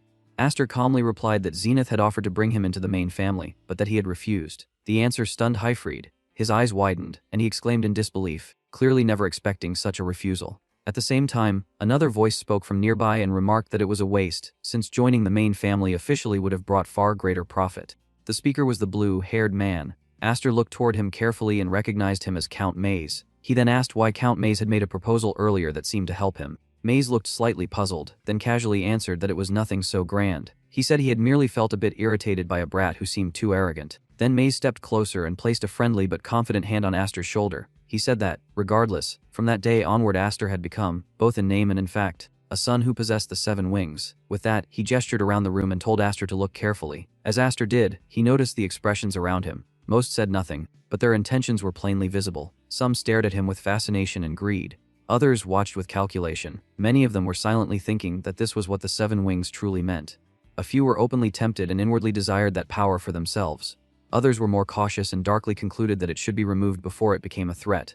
To them, he was still only a child, and therefore still someone who could be used. The space around Aster quietly filled with hidden schemes, ambition, and desire. Noticing all of it, Count Maze spoke again in a calm voice. He reminded Aster that, as he himself had said, the 7 wings emblem alone carried immense value. From now on, the number of people trying to recruit him would only continue to grow. Aster looked directly at him and bluntly asked whether Count Maze was one of those people as well. For a moment Maze seemed slightly surprised, but he quickly regained his usual ease and replied that, whether it seemed that way or not, he was a member of the board of the Knights Academy. Aster silently observed him. Inwardly, he thought that Maze was a strange man, and that it was still too early to call him an ally. At that point Hyfried stepped closer and gently placed a hand on Aster's shoulder. Looking satisfied, he said that it was time for them to leave, and that Aster still needed to tell his sisters about the performance he had given that day. Aster nodded and answered that they should go. Then he added that once his mother saw those wounds, she would probably faint. The scene shifted again, this time to another noble residence where the atmosphere was calmer, though the conversation inside remained serious. A knight stood respectfully before his superior and reported that young Darius had died during the trial set by Zenith the other day. The man seated before him quietly replied that he saw. That man was Roderick. After a brief pause, Roderick added that he had also heard Hyfried's son had been summoned by the elders of the main family, then asked what had happened to him. The knight hesitated. Inwardly, he wondered whether Roderick truly felt nothing even over the death of his own son. Still, he kept his composure and answered respectfully that he had a report on that matter as well. Before the knight could continue, Roderick spoke again, as if he had already deduced the truth. He remarked that, just as he thought, that boy also possessed the 7 wings. The knight looked startled and asked whether he had known already. Roderick leaned back slightly and answered in a calm, thoughtful tone that, if this continued, the balance of power maintained within Elmheim for so long might collapse. The knight carefully asked whether they should take action. Roderick dismissed the concern with a small wave of his hand. He said they should leave it alone, adding that if Elmheim could be shaken by an obstacle of that level, then the clan would have gone extinct long ago. Then a faint smile appeared on his face as he added that, though he was in no rush, those wings would one day be his. His eyes darkened as he continued. Until then, he would allow the boy to enjoy himself freely. He said he wanted to see how long the infant who had escaped that day could endure, and that the whole matter would entertain him for a while. As he spoke of the child of the 7 wings, Aster, the anger and hostility on his face were unmistakable. The scene shifted once more. 4 years later, a loud voice echoed across a wide-open area crowded with people. Applicants for the Dorsal Knights Academy entrance exam were being directed to register and move quickly to the next checkpoint. Young candidates packed the area, all gathered to take the Academy's entrance examination. Among them, a muscular soldier noticed someone in the distance and nudged the man beside him, asking whether that could be the famous one. The other man quickly denied it, saying that it could not be, because he had heard the person in question was supposed to be much more corpulent. At the registration desk, an official pushed forward a document and firmly explained that neither the kingdom nor the knightly order would be responsible for injuries or accidents during the examination. He stated that, if the applicant agreed, he should sign and then present his wing emblem. As he reviewed the candidates, the official remarked that they could not overlook anyone lacking magical power. Then he began to read out the next applicant's identity, starting with the emblem of the wings belonging to Aster Elmheim. But before he could say the name properly, his tongue stumbled. He looked up at the person standing before him and froze in surprise. The young man tilted his head slightly and calmly asked whether presenting the emblem was mandatory. He explained that his was located in a somewhat troublesome place to show, then casually asked whether his face alone would be enough instead. The one standing there with that relaxed smile was Aster himself. The scene shifts to a vast hall where a crowd has gathered outside, and at the center of it all, Aster walks forward with calm, steady confidence. Someone calls out to him from behind again and again until a man in green steps forward, points at him mockingly, and says that Aster is the smug-looking man he has never seen before. He adds that he does not know which noble house or country Aster comes from, then introduces himself as Vigorsmeets. With a sneer, he asks whether Aster came to the wrong place. Spreading his arms as though presenting the grounds, he says that this is the exam site for the glorious Kingdom Knight Cadets, a place meant only for the finest among knights. Aster remains completely unfazed and replies that, in that case, there is no issue. Vigor pauses in surprise, then raises his voice and says that everyone here has endured brutal hardship while chasing the glorious road of the elite, taking this exam again and again for that dream. His gaze drops to the weapon at Aster's side, and he mocks him for carrying what looks like a child-sized sword. He says everyone can see it and declares that this is no place for an inexperienced swordsman like him. He tells him that if he only came to look around, he should go home. His loud voice draws attention from the people nearby. Some whisper that he is doing it again and call him the new guy bully. Another sighs and says he never gets tired of this every year. But then the man looks more closely at Aster and asks whether he is the Olmheim from the rumors. A third person quietly says that he must be Aster of the 7 wings. At that, Vigor stiffens in shock, the word 7 wings echoing in his mind. Before he can react further, another man steps forward with an easy smile and a strangely familiar tone. He says that he had wondered who the newcomer was, only to find that it is cousin Aster. Aster's calm expression finally changes. He turns sharply toward the speaker and narrows his eyes in recognition. It is Gurion. Gurion smiles faintly and steps closer. In a casual voice carrying a hidden edge, he says it has been a long time. He adds that since nobody seems to know when or where Aster was born, he took the liberty of calling him cousin. Aster listens in silence, his face unreadable.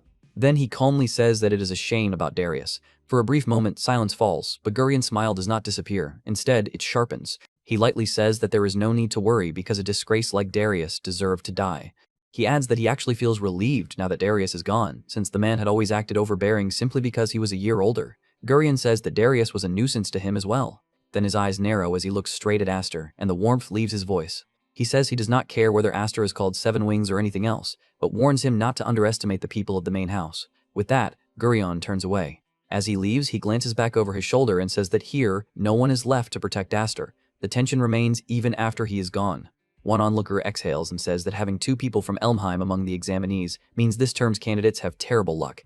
Another mutters that the main house and the branch house are still fighting each other. A third quickly says that he wants no part in it. Meanwhile, Vigor, who had been shouting so arrogantly only moments ago, is now completely shaken. As the truth sinks in, he stammers and asks whether Aster is truly that Elmheim.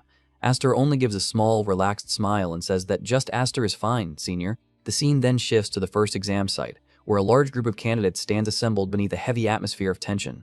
At the front, an examiner steps forward and loudly praises them for making it this far. He says he wishes first to commend their courage and patriotism. He then declares that Kingdom Knights are nothing like the provincial knights scattered through the countryside.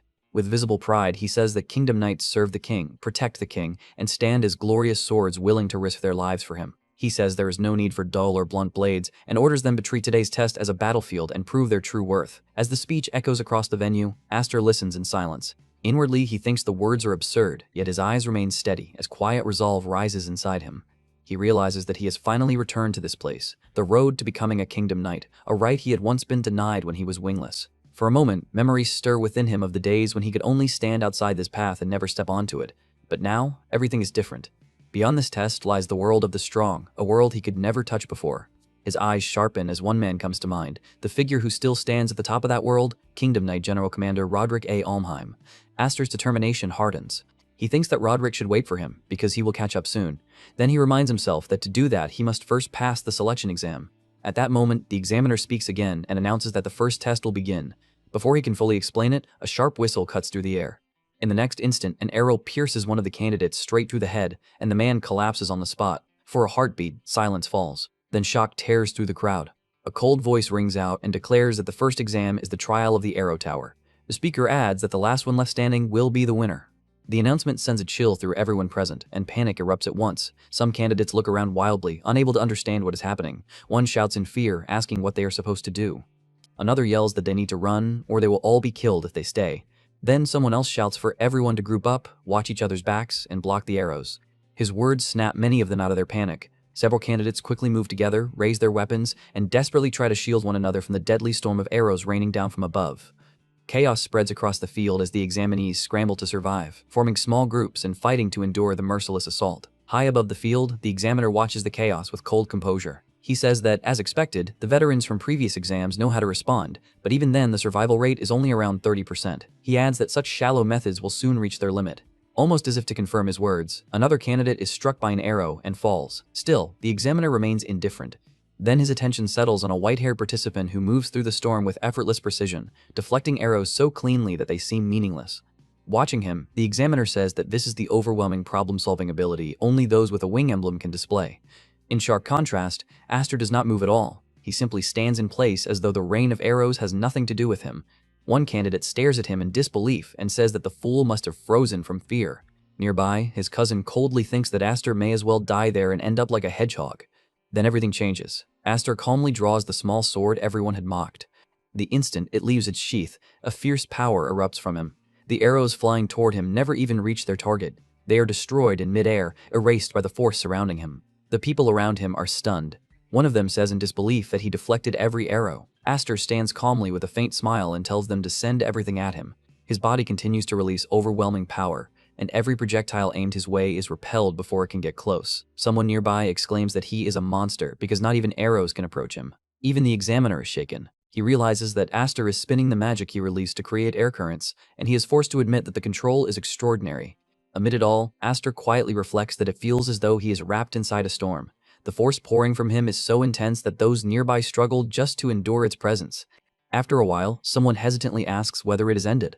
From above, the examiner surveys the aftermath and announces that more survived than expected, though that changes nothing. He congratulates the remaining participants and tells them to look around at the corpses scattered nearby.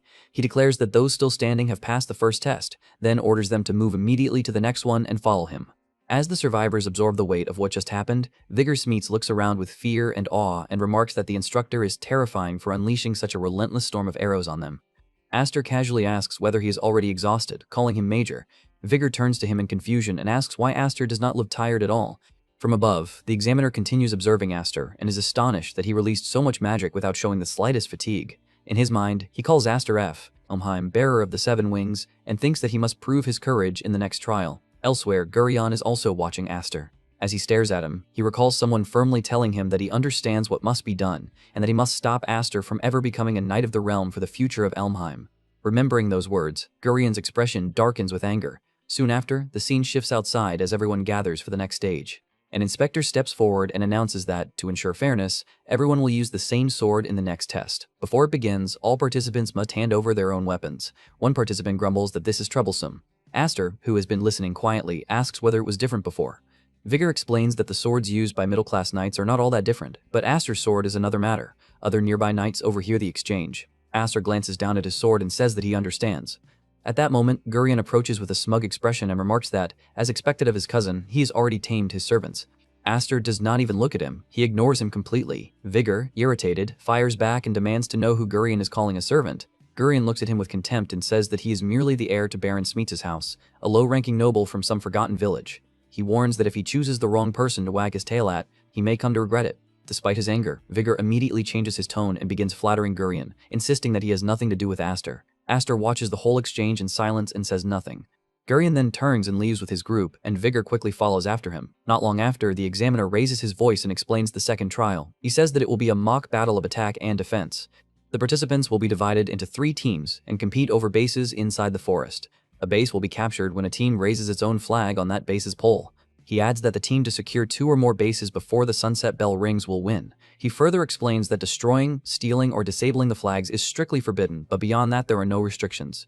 Then, in a colder tone, he says that the swords they have been given may be treated as permission to kill if necessary. After outlining the rules, he begins assigning the teams. Gurion becomes the leader of the first group. The white-haired participant leads the second, and Aster leads the third.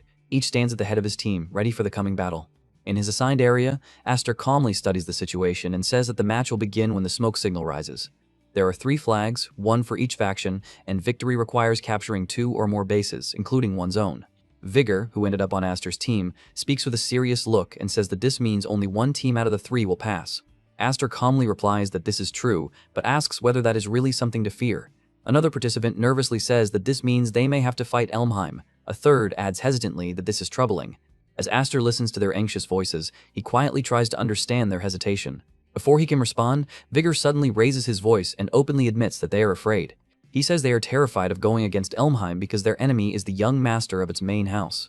He explains that if they oppose him, they may never again be able to call themselves knights with pride, and in the worst case, their families and followers could be wiped out.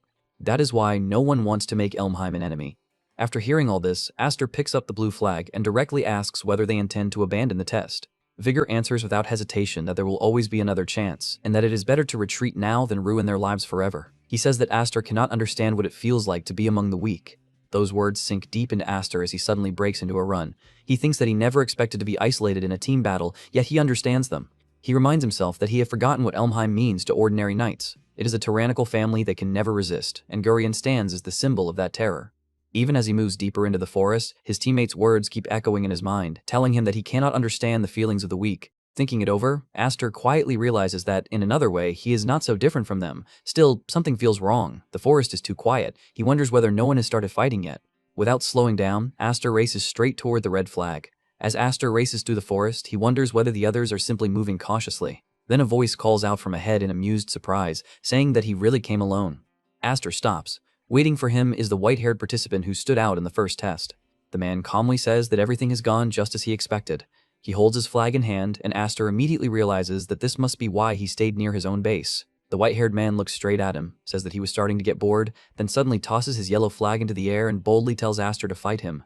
Aster is caught off guard and wonders what this means. At the same time, the man tightens his grip on his sword and the air between them turns tense. Elsewhere, Gurion advances with his group and coldly vows that he will show his cousin how the Almheim family fights. The second trial of the Knight of the Realm selection exam is already underway.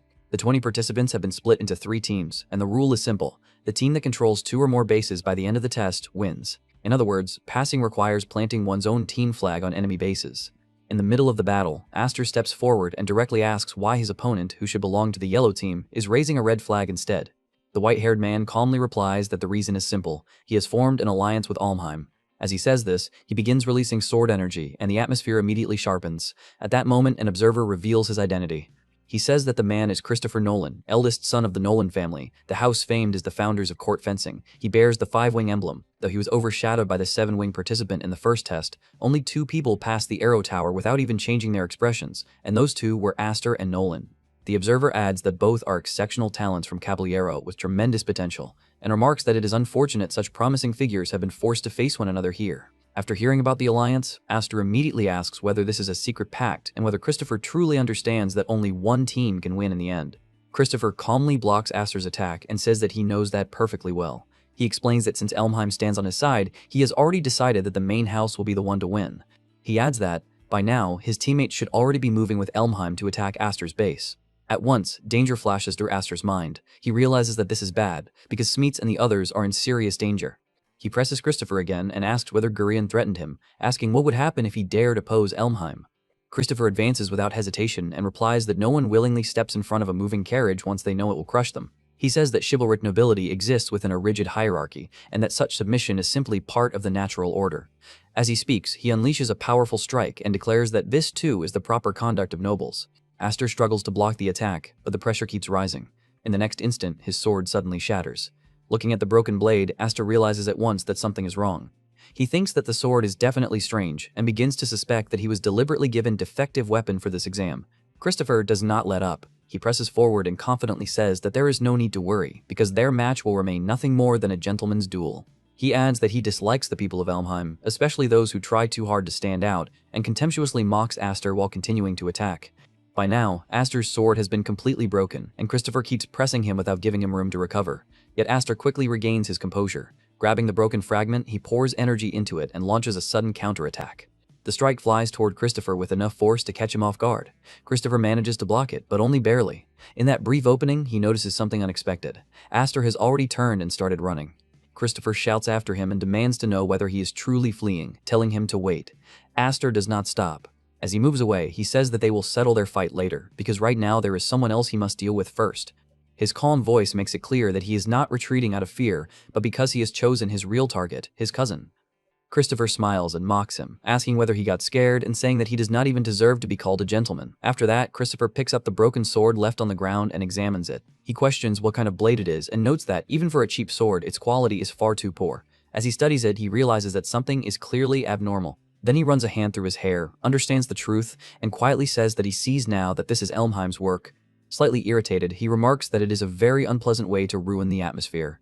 Meanwhile, Aster returns to his territory and immediately calls out, asking whether Smeets is alright. Before he receives an answer, a familiar voice reaches him, saying that he arrived sooner than expected. Standing there is Gurion. It becomes clear that he has been behind the entire arrangement from the beginning. He calmly remarks that Nolan failed to stop Aster after all. Around him, everyone is already prepared for battle, ready to strike at any moment. Gurion continues by mocking Christopher's earlier words that, alone, he would be enough to deal with Aster, and says that he had great expectations because of that. Then he casually asks how things are going. Aster lets out a sigh before noticing that the third base has already been secured. Looking around, he sees the red flag raised over the base, marking it as Gurion's territory. This fills Aster with anger. He lashes out at Gurion and demands to know what happened to his teammates. Gurion's expression darkens slightly as he begins to answer, but before he can finish, someone appears behind Aster and points a sword at him. It is Vigor Smeets. Nervously, Vigor tells Aster that he told Aster from the start that they cannot defy the Almheims. His words reveal that betrayal has shaken even Aster's own team, making it clear that everyone had willingly cooperated in the scheme, even if the damage had already been done. Still, he seems conflicted, though his voice lacks conviction. Gurion steps in with cold confidence and says that the others never even tried to resist, despite being no more than field monkeys. He adds that at least they understood which side of Almheim they were supposed to support. Aster, hearing this, asks directly whether Gurion really believes he can defeat him just by gathering numbers. Gurion smiles and says that Aster is mistaken because the battle is already over. He explains the true victory condition of the attack and defense match once more. The team holding 2 or more bases when the exam ends will win. He says that even if Aster falls into despair and starts capturing bases now, he still will not have enough people to defend them. As Aster looks around, he notices that the blue flag has already been destroyed, making the situation even worse. Gurion goes on to reveal his strategy. He says that all they had to do is wait for Aster to move to another base, then raise the red flag again afterward. As long as they continue controlling 2 or more bases, victory is guaranteed. His smile grows wider as he explains how simple and effective the plan is. But Aster does not retreat. He firmly says that if that is their strategy, then he will make sure they cannot carry it out at all. His resolve becomes unmistakable as he declares that he will keep going until every last one of them is torn apart. Those words make the people around him tremble, but Gurion only smiles and mocks him, saying that he is just bluffing. He points at Aster's sword and says that it is already useless. He adds that even with 7 wings, Aster is nothing without a moon sword. At the same time, Gurion keeps exposing how carefully he arranged everything and then asks whether Aster truly intends to fight everyone present. Aster calmly answers that the situation is troublesome and even admits that Gurion has impressed him more than expected. He draws his weapon, but the broken blade makes even the onlookers uneasy. Then Aster says that Gurion planned things more thoroughly than he anticipated. Suddenly, he lets the sword fall from his hand. Seeing that, Gurion immediately declares that they have already won. But the moment the broken sword hits the ground, Aster readies himself once more. The fire in his eyes makes it clear that he has not given up in the slightest. Standing alone and completely unarmed, Aster smiles with calm confidence and once again praises the trap for being well prepared. The enemy leader, unable to sense the danger closing in on him, only lets his malicious grin widen. As the last fragments of broken steel clatter against the floor, the real battle begins. At the final instant, Aster ducks beneath a soldier's lethal swing, barely letting the blade pass over him. Then he launches forward and drives a crushing kick into the attacker, sending him flying. The fallen soldier's sword spins into the air. Aster reaches out without slowing down and snatches the blade mid-spin. In the next breath, he cuts through the remaining guards with one clean strike, sending a crimson wave across the battlefield. Gurion stares at his ruined squad, unable to understand what just happened. None of it makes sense to him. Aster lifts the stolen sword and says that Gurion made a fatal mistake by stepping out from the shadows. Crimson power surges around Aster as he declares that Gurion's arrogance has already cost him the battle. Terrified and furious, Gurion curses him and screams that he is a monster. Aster answers by leaping forward, his body exploding with a vortex of red energy. Mana propels him upward like a missile, carrying him across the huge distance to the wall in an instant. Gurion looks up in horror, completely unable to believe that anyone could fly such an impossible distance. Before he can defend himself, Aster smashes through his guard and sends him plummeting. As they fall, a memory rushes through Aster's mind. He remembers the first time he hovered as a wingless infant, and the overwhelming sensation of power that came from bending mana to his will. With Gurion helpless in his grip, Aster mocks him in mid-air, calmly showing off the aerial dominance that terrifies him. Gurion finally panics and begs him to stop as the reality of his defeat sinks in. Aster raises the stolen blade, his glowing eyes filled with frightening authority, and prepares to pass judgment. A slow smirk crosses his face as he finishes taunting his enemy. With every bit of force behind the strike, Aster brings Gurion crashing down. The impact triggers a massive explosion that shakes the area and sends smoke rising from the wall. From a distance, Bigger stares with his mouth hanging open, stammering in disbelief and demanding to know how anyone could fight like that. He cannot process the monstrous power before him because none of it follows common sense. Aster emerges from the smoke, casually dragging the battered Gurion by the collar. He stops in front of the remaining crowd, his golden eyes fixed on them. Then he lifts the unconscious man one last time before dropping him onto the dirt like dead weight. The onlookers freeze in terror. No one moves until a desperate voice screams at them to act. Barely conscious, Gurion spits out an order for his subordinates to finish the job. He invokes Elmheim's name and uses the Duke's authority to force them into action. Reluctantly, Bigger rushes forward and grabs a discarded sword. Aster remains calm and asks if they are truly that afraid of Elmheim's retaliation. The desperate swordsman admits that his minor noble family would be crushed like insects if they dared to defy the higher nobles. He explains bitterly that weak people have no choice but to bow their heads and act obedient just to survive. Overcome with frustration, he shouts that someone as powerful as Aster could never understand their miserable situation. Aster says nothing at first. He simply takes in the harsh truth of their lives. Then, instead of getting angry, a faint amused smile forms on his lips. The swordsman, baffled by his reaction, demands to know what he finds so funny. A memory strikes Aster. His sister, Kudryavka, once threw the exact same words at him. Returning to the present, Aster admits that he has been blessed with incredible power. But he also says that overwhelming strength gives him a responsibility only he can carry. Right there, Aster decides that the arrogant Elmheim family is his true enemy. With unwavering confidence, he declares that he will tear down the corrupt system from the ground up. The crowd goes completely silent. No one expected such a treasonous declaration. The beaten swordsman cannot believe what he is hearing. Bigger stammers a warning, terrified of the consequences. Aster does not back down. He confirms that he is declaring war against the ruling powers. He warns the lackeys that blind loyalty to the current lords will only lead to betrayal and a miserable death. He says that if they do not want to be discarded like trash, they need to rise up and fight back. Then Aster brandishes the legendary 7 wings as proof of his right to rule, and forces the terrified men to choose who their true master will be. A heavy silence falls over the courtyard as his ultimatum settles over everyone. From the dirt, Grian screams desperately, threatening to hunt down anyone who switches sides. Bigger and the others freeze under the venom of his voice. Sweat rolls down Bigger's face as the weight of the decision crushes him. Unable to hold back any longer, Bigger lets out a furious scream. Cursing bitterly, he drops his weapon into the dirt. Then he charges forward and demands to know if Aster can truly pull this off. He lays everything on the line, warning that if Aster gives them false hope, he will resent him forever. Aster does not flinch. He meets Bigger's gaze with glowing eyes and seals the promise without hesitation. Bigger's comrade then shouts his family title for everyone to hear, making it clear who is taking the first step. Raising the blue flag high, Bigger officially declares his allegiance to his new master. The crowd is stunned. Grian's entire scheme collapses in front of them. Pinned to the ground with a sword at his throat, Grian's eyes flare a demonic red as he spits hatred at Aster. Bigger's allies immediately gesture to the confused crowd, urging them to wake up and seize this chance to oppose the arrogant elites.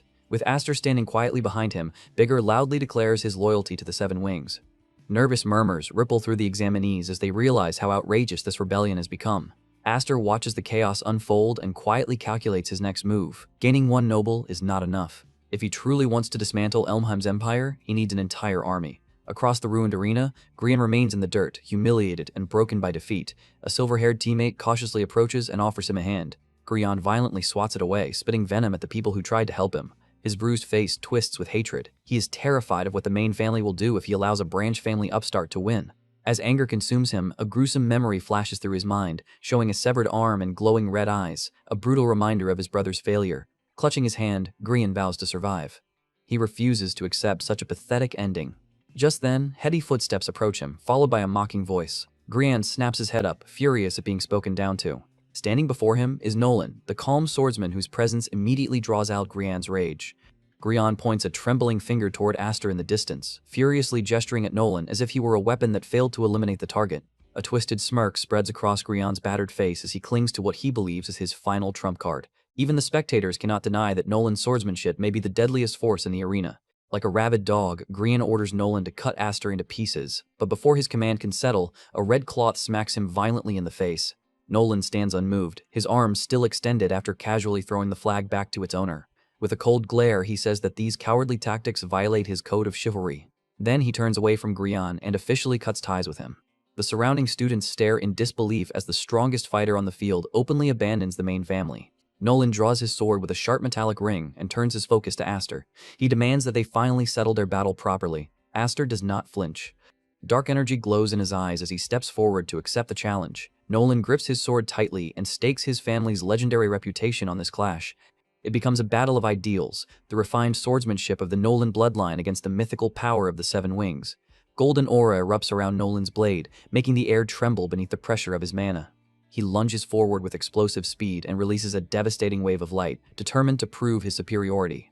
Aster flares his monstrous red aura in response. He calmly withstands the attack and raises one hand, signaling that their true duel should wait. Forced to defend himself, Aster lifts his blade and blocks, unleashing a burst of crimson energy that overwhelms Nolan's assault. Straining under the weight of the clash, Nolan realizes that Aster's strength is far beyond what it was before. Confused by Aster's sudden lack of killing intent, Nolan demands to know if he has forgotten the stakes of the trial. He steps back through the dust and reminds Aster that Academy rules only allow one squad to claim victory. With a fierce swing of his blade, Nolan insists that their clash of ideals must be settled right there. Aster does not even raise his weapon. He says that a fight to the death does not fit into his plans. Looking Nolan directly in the eye, Aster reveals that he wants him to pass the exam and become a knight. The absurd statement stops Nolan cold, leaving him visibly confused. Aster gestures toward the surrounding students and explains that forcing a fellow rebel to give up his dream over a technicality would be a waste of talent. A scheming smile spreads across his face as his eyes glow with dark amusement. He declares that he plans to rig the entire test so every student walks away as a winner. The claim shocks the gathered competitors. Grian and the others sweat nervously, unable to grasp how such an impossible thing could happen. Aster admits there are no guarantees, but he insists that if everyone cooperates, they can break the system together. To begin, he turns away from Nolan and walks toward his beaten cousin. Still kneeling in the dirt, Grian flinches, expecting another punishment. Instead, Aster offers him an open hand and a warm smile, inviting his former rival to let go of their conflict and join his revolution. A single flag rises, throwing the observers into confusion. A purple-haired examiner loses control and screams at the competitors for somehow failing the most basic task of the trial, but Aster is already 10 steps ahead. Calmly, he explains the exact wording of the victory conditions and reveals the loophole hidden inside them. He lays out his masterstroke, a three-way alliance that jointly occupies the camps and guarantees victory for everyone involved. The furious official storms up to him and demands to know if this entire stunt is a sick joke meant to mock the academy.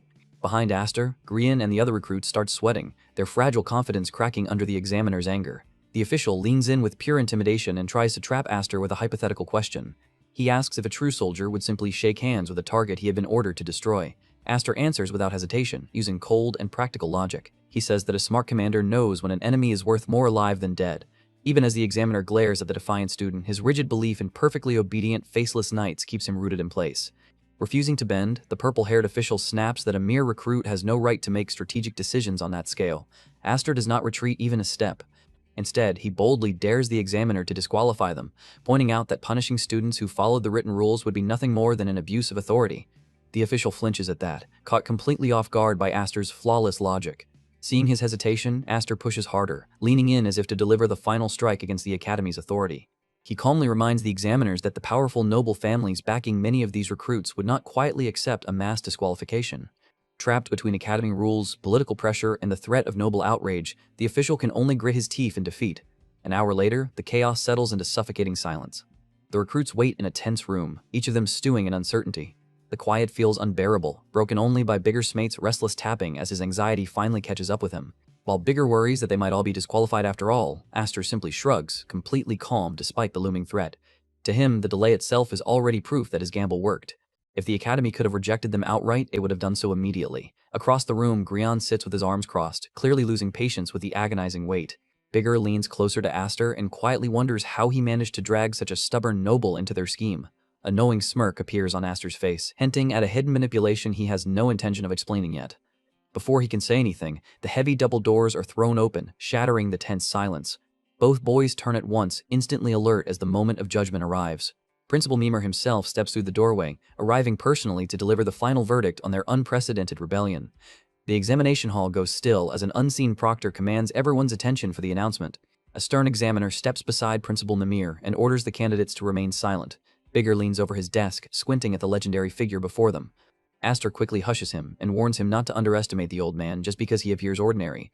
Mimir locks eyes with Aster, the mastermind behind the entire incident, and acknowledges that he has caused the administration an enormous headache. As he paces the stage, the principal explains that allowing so many students to pass at once is almost unheard of. While he speaks, the influence of the Academy's powerful directors looms over the decision, revealing that they have chosen to support Aster's audacious proposal. Aster furrows his brow, trying to understand the meaning hidden behind the principal's careful bureaucratic wording. Then a faint, knowing smile pulls at the corner of Mimir's mouth. With unexpected warmth, the principal announces that every single candidate has passed. For a heartbeat, no one moves. Then the entire auditorium erupts. The recruits explode into cheers as the impossible truth sinks in. Their gamble worked. Bigger throws both arms into the air in pure triumph, while Aster allows himself a quiet, satisfied smirk. Clapping his hands together, Principal Mimir officially welcomes them as the newest class of the Drassel Kingdom Knight Academy. Hours later, the crushing tension of the exam finally melts away beneath the night sky. A loud sigh of relief drifts through the Academy bathhouse as the new cadets soak in a massive, luxurious tub. Bigger practically glows with happiness, marveling at the unbelievable comfort of their new elite lifestyle. Splashing in the warm water, he enthusiastically says that all of this is thanks to Aster. Aster runs a hand through his wet hair and quietly enjoys the rare moment of peace. Around them, the other recruits erupt into cheers, loudly swearing lifelong loyalty to the leader who secured their futures. But not everyone is ready to worship him. From the edge of the bath, Nolan scoffs and calls them opportunists, refusing to offer gratitude. When the others call him out, he defensively insists that his clash with Aster was only a tactical draw. Aster leans back with a confident smirk and brushes off the banter. He reminds them that they have just defied the untouchable Elmheims and still became official candidates. Then his playful mood fades into seriousness. He explains that this is only the beginning. From now on, they will need victory after victory if they want to tear down the corrupt establishment. With a fierce glint in his eyes, Aster declares the start of their grand rebellion. To make that impossible plan a reality, he is relying on his greatest advantage. His older sister, Alphen, is already an Academy veteran, and her insider knowledge should become the perfect weapon to support his campaign. Stepping away from the others, Aster grounds himself and remembers that the real, brutal training begins at dawn. Leaving the water behind, he realizes he still needs to adjust to the absurd luxury of this elite environment. Then, a sudden rustle behind him breaks his thoughts. Aster turns around and freezes. The entire bathhouse of recruits is kneeling at his feet. Caught completely off guard, he throws his hands up in panic as the crowd presses closer. The excited students gesture wildly and explain that praying to a living legend is bound to bring them divine luck. From the side, Nolan rubs his temples, already dreading the endless headache of dealing with such a chaotic faction. Far away from the Academy's celebration, night hangs heavily over the imposing Elmheim estate. Inside a dimly lit study, the atmosphere is suffocating. Helen Elmheim coldly looks down at her kneeling son, disgusted that he crawled back after failing to eliminate the new Seven Wings. Her eyes shine with terrifying pink malice as she brings up Aster's bold vow to crush their noble family. Her voice drips with venom as she demands to know how Grion could simply stand there and swallow such a blatant insult to their bloodline. Sweating uncontrollably, the disgraced noble begs his mother for one more chance, promising that he will erase the stain of his failure. Before he can finish, a brutal strike smashes into his jaw and sends blood spraying across the room. A purple-haired girl steps into the light, her fist still raised. She viciously declares that trash does not deserve second chances. The force of the blow sends Grion skidding across the polished floor like a discarded ragdoll. Looking down at him with absolute contempt, Lillian A. Elmheim says that her pathetic brother would be more useful as monster feed. She compares him to another disgraced failure, Darius, making the insult cut even deeper. Trembling on the floor, Grion weakly pleads with his sister to stop. Lillian answers with no mercy, driving a devastating kick into him and launching him backward again. As her heavy boot stomps against the floor, Grion's mind twists with venom. Even now, he refuses to blame himself for his weakness. Battered and bleeding before his own family, his resentment boils over, and all of his hatred gathers around the one person who ruined everything. Aster.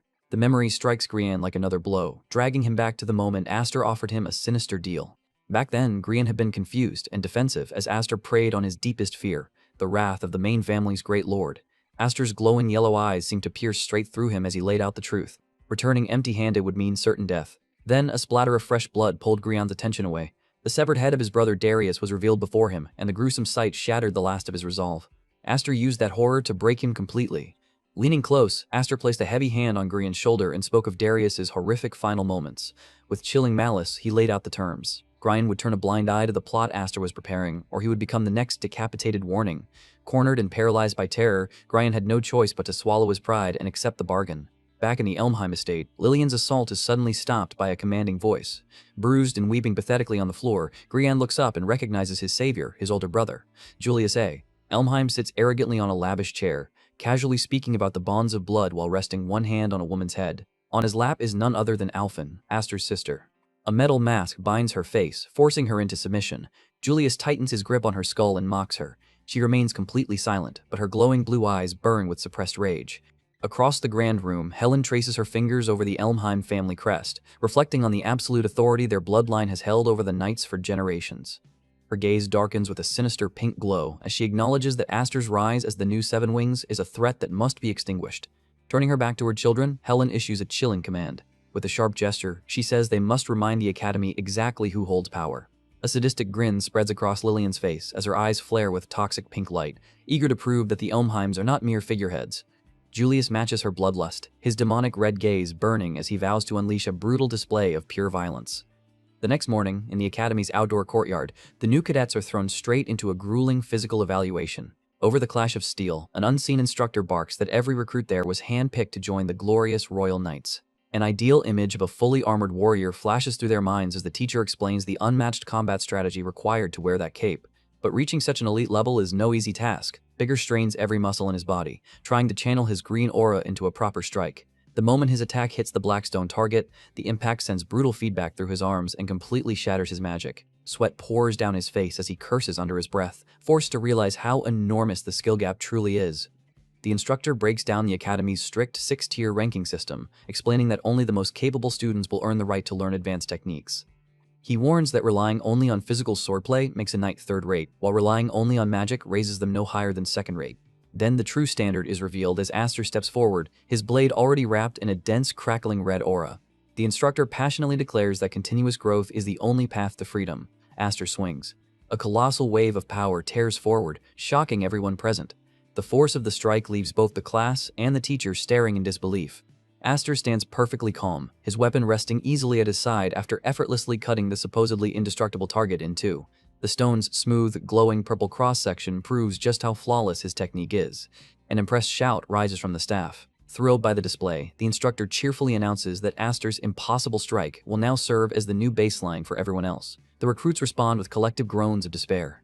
Unbeknownst to Aster, two mysterious figures watch his every movement from an upper balcony.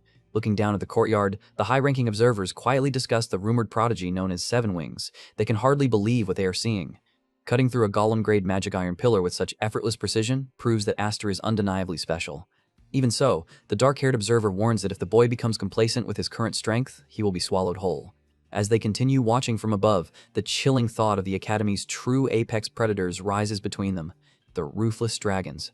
Aster and Bigger walk through a sunlit corridor, quietly discussing the brutal reality of their new position at the Academy. Bigger stares down at his evaluation card with a grimace, grumbling that the Academy's merit system is even more ruthless than he expected. He points out the harsh truth that, out of their entire class, only Aster and Nolan managed to rise above the lowest tier. For Bigger, the gap between a humble rank 5 and the prestigious rank 5 feels painfully wide. Aster notices his frustration and offers him an encouraging smile, reminding him that if they want to become royal knights, both of them need to reach rank 2 eventually anyway. Bigger sighs in exasperation, but the fire in his eyes returns. Half-jokingly, he says that Aster really is a strict boss. The sudden title catches Aster completely off guard, leaving him blinking in honest confusion. Dropping the joke, Bigger leans closer and asks if Aster has seriously forgotten the huge promise he made. The memory rushes back to Aster. Back in the examination arena, standing victoriously with his glowing blade in hand, he had boldly declared that he would crush the corrupt Elmheim faction. His words had ignited hope among the defeated recruits, making them look to him as the person who might finally save them from the system. Bigger firmly grabs Aster's shoulder and makes it clear that he intends to support him. Then he throws his arm up excitedly and declares that they will dismantle Elmheim together. Aster can only sigh at the sudden weight placed on him, but he accepts it. If everyone is looking to him for protection, then he has no choice but to grow stronger.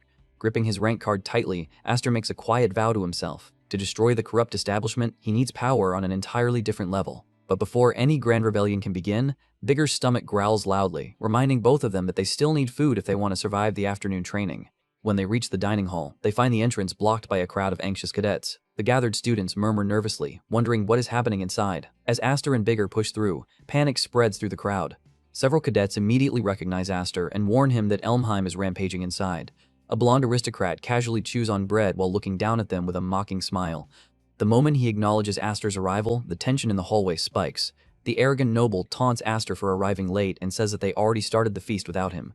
Inside the hall, the sight is pure humiliation. Julius and Lillian Elmheim are sitting arrogantly while using unconscious cadets as human furniture. Bigger's face drains of color as he begins to understand what he is seeing. Aster grimly confirms the monsters before them. The man is Julius A. Elmheim, second in line to the main family, and the girl beside him is his sadistic younger sister Lillian. Even as the siblings lounge casually in the dining hall, Aster remembers their reputation. Julius and Lillian are known as two of Elmheim's most ruthless tyrants, feared for their cruelty and blood-soaked methods. Sweat rolls down Aster's face as he mentally curses himself for forgetting that these threats were also enrolled in the academy. Lillian rests her foot on the metal mask covering her defeated younger brother's head, cruelly mocking him while sizing up her new prey. A muffled groan escapes from inside the iron contraption as she presses down harder. Bigger stares in confusion, unable to understand what the strange device locked around the boy's head is. Aster knows exactly what it is. His voice drops as he identifies it as the infamous iron shackle. The sight drags Aster into a grim vision of his past life, where he once crawled beneath the weight of that same suffocating mask. Julius drives his boot into Grian's back, snapping Aster back to the present. He mocks Grian for being raised too softly and flashes his own crimson mark while sitting on the defeated boy like a throne. Then he ridicules Grian for disgracing the Elmheim bloodline with a pathetic rank VI score. To make the humiliation worse, Julius grabs Grian by the heavy metal mask and sneers that his little sob story is worthless. With a sadistic grin, he boasts that he gave his younger brother this deadly motivation as a gift. As Julius speaks, the horrifying truth becomes clear. Many other masked victims are hidden throughout the hall. He explains to the terrified cadets that the cages restrict food, water, and air, forcing the wearer to fight for survival. Panic erupts as the students realize the full scale of Elmheim's cruelty. Julius gestures toward the lifeless-looking figures standing in the shadows and introduces them as their upperclassmen. Then he turns away from the crowd and focuses on a lone figure with long red hair, coaxing them out of the darkness. Heavy footsteps echo through the tense hall as the mysterious senior slowly steps into the light. Aster freezes. He instantly recognizes his older sister Alphen, trapped behind one of the metal masks. Julius spreads his arms with a twisted grin, silently mocking how unrecognizable she has become. Alphen stands rigidly in her white dress, completely sealed inside the suffocating iron cage. The realization shatters Aster's composure. He screams her name for the entire hall to hear. But behind the cold metal, Alphen can only avert her eyes, humiliated that her brother has to see her like this. Shock vanishes from Aster's face and is replaced by dark, explosive fury. His teeth grind together. His gloved hand clamps down on his sword hilt so tightly that his knuckles turn white. Without hesitation, he lunges straight at Julius, demanding to know what they did to his sister. Before his blade can reach him, Julius casually tosses another heavy iron cage onto the stone floor, stopping Aster's charge. Unbothered by the drawn weapon, Julius toys with the metal mask and tells the furious brother to calm down. Beside him, Grian lies motionless, serving as a grim example of what happens to those who resist. Then dozens of metal shackles begin dropping around the hall as Julius boasts that he brought enough toys for the entire class. Planting his boot on his fallen victim, Julius officially begins his twisted welcome party. Chaos erupts instantly. The masked upperclassmen swarm the new cadets.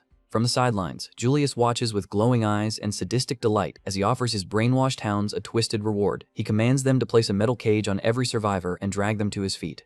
Sparks fly as Bigger struggles under the relentless assault. He quickly realizes that the attackers are empty behind the eyes, moving like dead puppets. Nearby, Nolan barely deflects a glowing blade and immediately calculates that these drones are all high-ranking elites. The reality hits Bigger hard. He knew they would eventually have to fight the Elmheim faction, but this ambush is far beyond anything he expected. Pushed to the brink, he screams for his boss before he ends up as another brainwashed puppet. Before the attackers can finish him, Aster steps into the fray. His massive blade radiates jagged crimson energy. In a single devastating flash, he cuts down the two elites attacking Bigger, leaving them groaning on the ground. His golden eyes lock onto Julius with cold, controlled fury. Bigger can only stare in awe at the terrifying pressure surrounding Aster's power. Aster cuts through the chaos by demanding to know what Julius is trying to accomplish. Julius remains unfazed. He waves off the hostility and claims that this brutal culling is nothing more than an act of selection. As he mocks the weakness of the cadets, the reality of his cruelty plays out all around them, with mindless enforcers brutalizing terrified students who only wanted to pass the exam. Leaning back arrogantly, Julius gestures to the fallen and makes it clear that only the elite deserve to survive. Dangling a twisted metal mask from his fingers, he reveals his intention to enslave the weaker students into absolute obedience. Aster has no interest in his twisted philosophy. He cuts him off and grips his sword hilt as jagged red energy erupts from the blade. He demands that Julius remove the device from Alphen's face immediately. Without waiting for an answer, Aster brings his massive glowing sword crashing down toward Julius's skull. The strike is suddenly intercepted. Aster freezes in horror when he realizes that his own brainwashed sister has stepped in to protect Julius. Alphen forces him back with a sweeping slash of golden energy. Julius cruelly mocks Aster and claims that she chose to stand by his side. Then he flashes a demonic grin and urges Aster to ask her himself, twisting the knife even deeper. Aster is forced into an impossible situation, standing before his sister's raised blade while the air fills with unspoken tragedy. From the sidelines, Lillian giggles at the cruel family drama, clearly enjoying his torment. The pieces finally connect in Aster's mind. Alphen's long silence, his mother's frantic worry, and every unanswered question all lead to this sickening truth. This is what happened to his sister. Refusing to accept it, Aster launches forward. His weapon burns with monstrous crimson aura as he strikes at his own flesh and blood. Their blades collide, sending a shockwave through the dining hall. Aster desperately promises that he will break her free from Julius's control here and now. But Alphen's counterswing catches him off guard. The force staggers him backward, and he realizes that the mask has unlocked a terrifying amount of power inside her. Out of nowhere, Nolan vaults past him, furious that Aster is hesitating in the middle of battle. Gripping his glowing weapon, Nolan steps forward with fierce determination and aims his blade directly at Julius. Disgusted by such cowardly tactics, Nolan glares at the tyrant with pure contempt. He demands that Julius get out of his chair and fight like a real warrior. With a fierce battle cry, Nolan launches himself through the air, vowing to carve his family's martial arts style into Julius's flesh. But the devastating thrust is caught barehanded. Julius casually ignites his palm and mocks Nolan's desperate effort. Then he rises from his seat, releasing a terrifying aura of pure fire. His eyes glow red as the overwhelming heat instantly shatters Nolan's confidence. The flames race up Nolan's blade and burn his arm before he can pull away. Bathed in his own hellish magic, Julius laughs maniacally and declares that absolute strength is the only law that matters. With a brutal flaming kick, he sends Nolan flying across the hall like a discarded toy. Bigger panics and rushes toward him, screaming his friend's name in terror. But the damage is already done. Nolan lies crumpled on the ground, his body smoking and completely incapacitated by the overwhelming attack. Bigger recoils at the sight of his burns. Lillian chimes in with amusement, entertained by the destruction of Nolan's pride. Looming over the defeated pair with an iron mask in hand, she announces that she plans to keep the Nolan boy as her personal pet. With a demonic smile, she coldly dismisses Bigger, making it clear that his life has no value to her. Julius supports his sister's cruelty with an arrogant smirk and preaches that the strong have the absolute right to trample the weak. Then his glowing red gaze shifts back to Aster, clearly threatened by the resistance forming around him. To display his control, Julius watches with sadistic satisfaction as another innocent cadet is violently forced into a mind-altering mask. Surrounded by a terrifying aura of pure fire, Julius challenges Aster directly, his body radiating lethal heat. Aster glares back, one golden eye shining fiercely as he refuses to back down from his sadistic relative's taunts. Without a second thought, Aster launches himself forward and brings his crimson blade down in a devastating overhead strike. The impact erupts into a massive burst of sparks, but Julius blocks the heavy blow with flames and a smug grin. Aster grits his teeth in frustration, straining against the impenetrable wall of fire. His raw power is not enough to break through. Before he can adjust his stance, Julius's burning hand shoots out and clamps around his throat. Flames instantly engulf Aster at point-blank range. He screams in agony as the fire swallows him. From the sidelines, Bigger screams Aster's name in horror, completely powerless to stop the brutal execution. Julius looks disappointed by the pathetic display. He mocks the legendary title of 7 Wings and dismisses Aster as utterly useless. Fully swallowed by the inferno, Aster's eyes slide shut as if he's been defeated by the overwhelming gap in magic. But deep inside the blaze, a crimson light pulses from his sword hilt. Aster tightens his grip on the weapon and refuses to go down. His golden eyes snap open to the searing heat. Coldly, he warns Julius not to celebrate just because he managed to block one attack. Then Aster channels the very fire meant to destroy him. A monstrous spinning vortex of crimson energy erupts around his blade and tears across the battlefield. Julius is caught completely off guard by the mechanics of the counterattack, and for the first time, genuine panic flickers across his face. As the crimson blade cuts through the inferno, Julius realizes in horror that his own magic is being turned against him. The combined force of flames and red energy slams directly into him, shattering his smug composure. With a deafening crash, the shockwave launches the blonde tyrant backward and buries him deep in the shattered masonry of the Academy Hall. Aster lands among drifting embers, coughing through the smoke.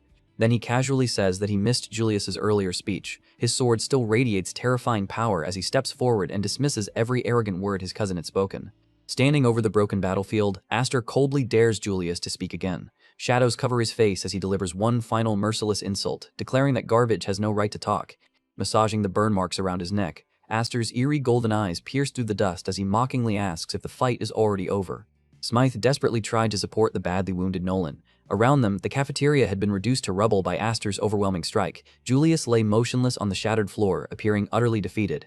Yet Aster's instincts warned him that something was wrong. The battle had ended far too easily. From the clouds of dust and broken debris, movement suddenly emerged. To everyone's horror, Julius slowly rose to his feet.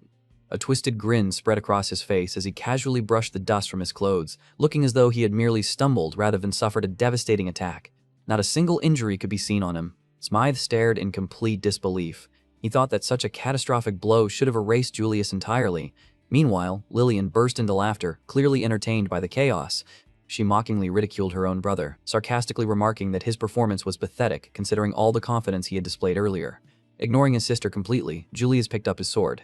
The refined smile he usually wore disappeared, replaced by pure, unrestrained rage. He roared furiously at Aster, outraged that someone had dared to call him trash. Aster remained calm and unshaken. Flames exploded around Julius as he launched himself forward with murderous intent. At the same time, crimson energy gathered around Aster's blade as he stepped forward to meet him. Flame and shadow rushed toward one another like two disasters set on collision. The resulting explosion promised to destroy the entire hall. Julius brought his burning sword down in a devastating arc, intending to incinerate Aster where he stood. Aster raised his own weapon, preparing himself for the impact. But before their swords could collide, a third figure descended from above and interrupted the battle completely. The newcomer was Count Mace, one of the powerful members of the Academy Board. Elegant and composed, he effortlessly halted the clash. With a simple motion of his hand, he instructed his attendants to secure the surroundings and officially put an end to the conflict. Julius burned with fury. He angrily demanded that Count Mace stay out of his affairs. However, Mace merely smiled and casually brushed aside the outburst. He calmly lectured the enraged top student, remarking that bullying those beneath him hardly suited someone of his status. Then, with effortless elegance, Mace placed his hand on Julius's sword. Instantly, the raging flames vanished. Without speaking further, the vast difference between them became painfully obvious. Julius clicked his tongue in frustration. Even he understood that fighting Count Mace would be pointless. Reluctantly, he sheathed his sword, and his blazing aura faded away. He ordered his followers to withdraw and announced that the welcome feast had come to an end. Accompanied by his subordinates, he began leaving. Aster immediately attempted to chase after him, declaring that the matter was not over, but Count Mace grabbed his shoulder and restrained him. With a friendly yet firm tone, he calmly asked Aster to let Julius go this time for his sake. His grip prevented Aster from escalating the conflict further. As the seniors departed, Aster's eyes suddenly found a familiar figure, Ulfin. He called out to his sister, but she never turned around. Guided away by others, she kept her masked face turned from him. The sight sent chills through his heart. It was the image of someone whose will had been completely enslaved. Helpless and heartbroken, Aster could only watch as his sister vanished from sight. On the ground remained the iron shackle that had been intended for them. It lay there like a cruel reminder of their costly and incomplete struggle. Standing amidst the destruction, Aster's eyes hardened. He silently resolved that this battle was far from over. Later, the group gathered inside a quiet room to assess the aftermath of Julius's rampage. Nolan remained unconscious in the infirmary, his body wrapped in heavy bandages, another victim of the Academy's merciless politics. Everyone remembered how Lillian had happily taken away their captured companions, condemning them to become obedient puppets. Burdened by their defeat, Smythe looked toward Aster and asked what they should do next. Instead of answering, Aster fixed his gaze on Count Mace. He demanded an explanation. One of Mace's attendants immediately rebuked him for his disrespect, but Mace simply smiled and waved her concerns away. His carefree attitude only irritated Aster even more. Suspicion filled Aster's eyes. He knew this man was not as simple as he appeared. Old memories resurfaced. 4 years ago, when Aster had been summoned to the main house and abandoned with no one by his side, Mace had been the only person who had stood up for him. Even now, Aster still could not understand him. Mace had saved him back then, yet Aster had never been able to decide whether the man was truly an ally or merely a clever enemy. Unable to hold himself back, Smythe questioned why a member of the Academy board would allow such blatant abuse of power. Mace chuckled softly and revealed that he was not only a board member, but also an executive of Elmheim. He calmly explained that unless something truly serious occurred, he would not interfere with how the head of the family conducted affairs. Enraged, Aster held up the iron shackle and demanded to know whether turning people into mindless tools was not serious enough. But Mace's reasoning was frightening. He stated that the Academy valued results above everything else. If Julius's methods produced stronger cadets, he saw no reason to oppose them. The growth he spoke of was nothing more than a nightmare, a legion of brainwashed soldiers serving a tyrant. At that moment, Aster understood the terrible truth. Even the headmaster had approved this. There was no authority left that could save them.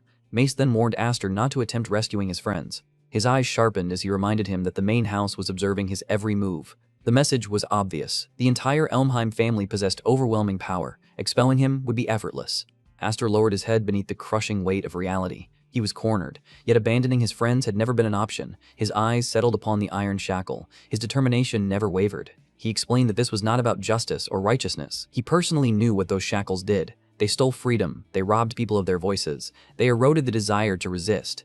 Eventually, they transformed people into obedient tools. Mace seemed intrigued by how intimately Aster understood the device. He curiously asked whether Aster had witnessed its effects firsthand. Aster gave a grim smile. He explained that he had seen what happened when people reached the point of no return, and he refused to let his friends suffer the same fate. Both Smythe and Mace were surprised by the quiet intensity behind his words. It was obvious that Aster had no intention of surrendering. A faint look of understanding appeared in Mace's eyes. He was beginning to realize what Aster intended. Carefully observing him, Mace even showed a trace of admiration. Aster declared that he had no intention of being expelled. If brute force failed, then he would simply find another path to victory. At those words, Mace leaned forward with a genuine smile and remarked that Aster truly did have a plan. Picking up the iron shackle, Aster's expression transformed into a sly grin. He calmly remarked that of all people, Count Mace should already know exactly how he fought. 3 days passed. Meanwhile, throughout the academy, the students were subjected to increasingly brutal and exhausting training exercises. Breathing heavily after the grueling training, Smythe checked on Nolan, who was still recovering from his injuries. Despite his battered condition, Nolan stubbornly insisted that he was fine, brushing off Smythe's worries and saying that his wounds were nothing more than scratches. Smythe could only sigh at his friend's stubbornness, though his concern soon shifted to the person he worried about most. Far ahead of everyone else, a lone figure continued running with inexhaustible stamina. It was Aster. His face remained hidden behind his mask, but the golden eyes beneath it burned fiercely. Several days earlier, Aster had marched directly into Julius's headquarters, where Julius sat surrounded by masked followers, including the captive Ulfin. Julius scoffed at the sight of him. He mockingly questioned Aster's audacity, wondering how someone humiliated so thoroughly could dare appear again, let alone barge in to propose a deal. Holding a drink while surrounded by his subordinates, Julius contemptuously asked who Aster thought he was. Though Julius's eyes glowed with rage, Aster remained calm. He declared that he had come for only one purpose. He said that he intended to reclaim both his sister and his friends. Then he shocked everyone. He tossed the iron shackle onto the floor and announced that he would willingly wear it himself in exchange for everyone's freedom. Even Ulfin's eyes widened in disbelief. Aster explained that rumors about his alleged treason had already spread. He reasoned that placing a collar on the so-called traitor would be beneficial for Julius. Lillian burst into laughter. She mockingly questioned whether Aster had gone insane or if he had become such a masochist that he willingly wished to become a pet. Unlike her, Julius actually considered the proposal. He admitted that Aster had always been a nuisance to the Elmheim family. Capturing him in such a manner would undoubtedly satisfy his mother and the board members. Yet Julius knew Aster too well. He demanded to know what scheme was hidden behind the offer. Aster coldly answered that there was none. Although Julius remained suspicious, Aster's confidence unsettled him. Aster reminded him that the shackles completely sealed his mana, and that only Julius possessed the key. He pointed out that his life would remain entirely in Julius's hands. With a mocking grin, Aster challenged him, asking if he lacked the confidence to break him completely. The taunt struck home. Julius's anger exploded. Flames erupted around him and the bottle in his hand began melting. A sadistic smile appeared on his face as he accepted the offer. But simply exchanging prisoners would be too merciful for the man who had humiliated him. Smashing the bottle, Julius added a cruel condition. Aster would wear the shackle for 10 days without receiving food or water. If he somehow survived, Julius promised with a crazed grin that everyone would be released. Ulthen was horrified. She knew the challenge was impossible. Certain that her brother was throwing away his life, she panicked internally. Yet Aster accepted immediately. Without hesitation, he knelt down and calmly prepared to receive his sentence. He understood the horrors of the iron shackles better than anyone. Raised as a tool within the Elmheim household, he knew how they slowly rotted a person from within. He remembered the sister he once knew. She had been fiery, stubborn, and strong. Though easily wounded, she had always hidden her softness. But now, she couldn't even oppose trash like Julius. The woman before him was merely a powerless shell. Silently, Aster vowed that he would shatter those chains and speak to his sister once again. Thus, his ordeal began. Meanwhile, back at the training grounds, the cadets endured merciless drills. The instructor shouted at the collapsed students, demanding to know who had given them permission to rest. Even Grian was driven to his limits and wondered why he had to suffer through such hell. Watching from the sidelines, Smythe and Nolan noticed that not even Julius's elite followers were spared from the brutal training. Smythe worried that their imprisoned companions would die from exhaustion before Aster could rescue them. However, Nolan pointed out that one person seemed completely untouched by the suffering.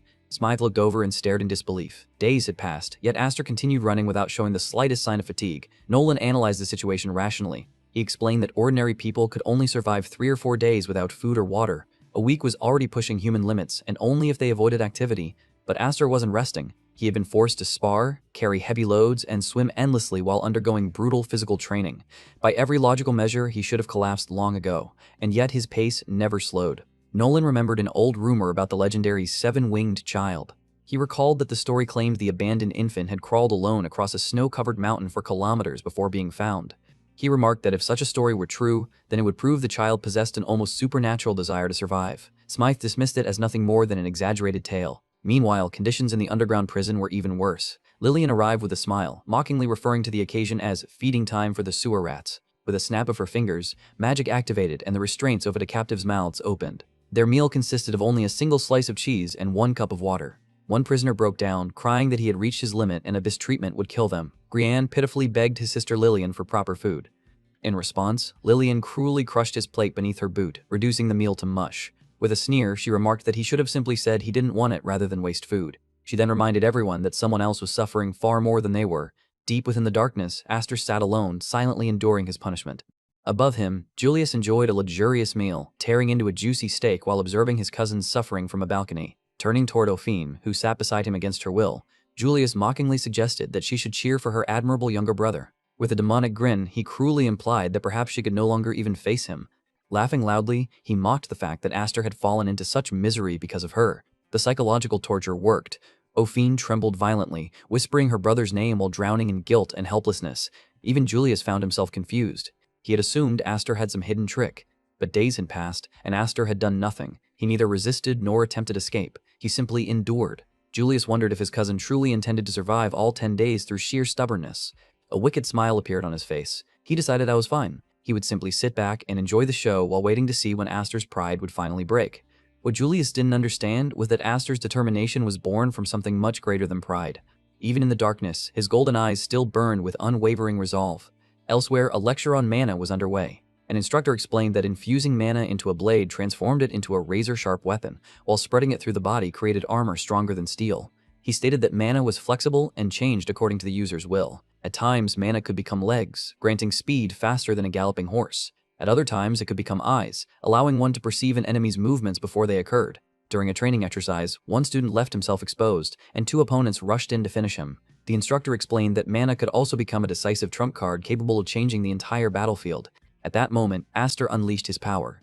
A storm of crimson wind erupted from him, creating a violent whirlwind that instantly changed the flow of battle. His opponents were stunned. They stared around in confusion, wondering where he had gone as red currents swirled around them. But Aster had not disappeared. He had launched himself high into the sky. Suspended above them like a predator, he descended toward his prey. Wrapped in crimson energy, Aster fell from above like a blazing meteor, carrying with him the fury of vengeance itself. With a single overwhelming strike, Aster brought down his opponent and decisively ended the match. Sometime earlier, during another class, an instructor had gathered the students, including Aster, to introduce them to advanced mana manipulation, a subject reserved for fourth-year cadets. To demonstrate its deadly applications, the instructor released a concentrated beam of mana that pierced through a bird flying overhead, killing it instantly. Wearing a chilling smile, the instructor explained that those blessed with a crest possessed countless methods to kill without ever needing to swing a sword. Back in the present, Aster stood above his defeated classmates while crimson mana flickered ominously around his body.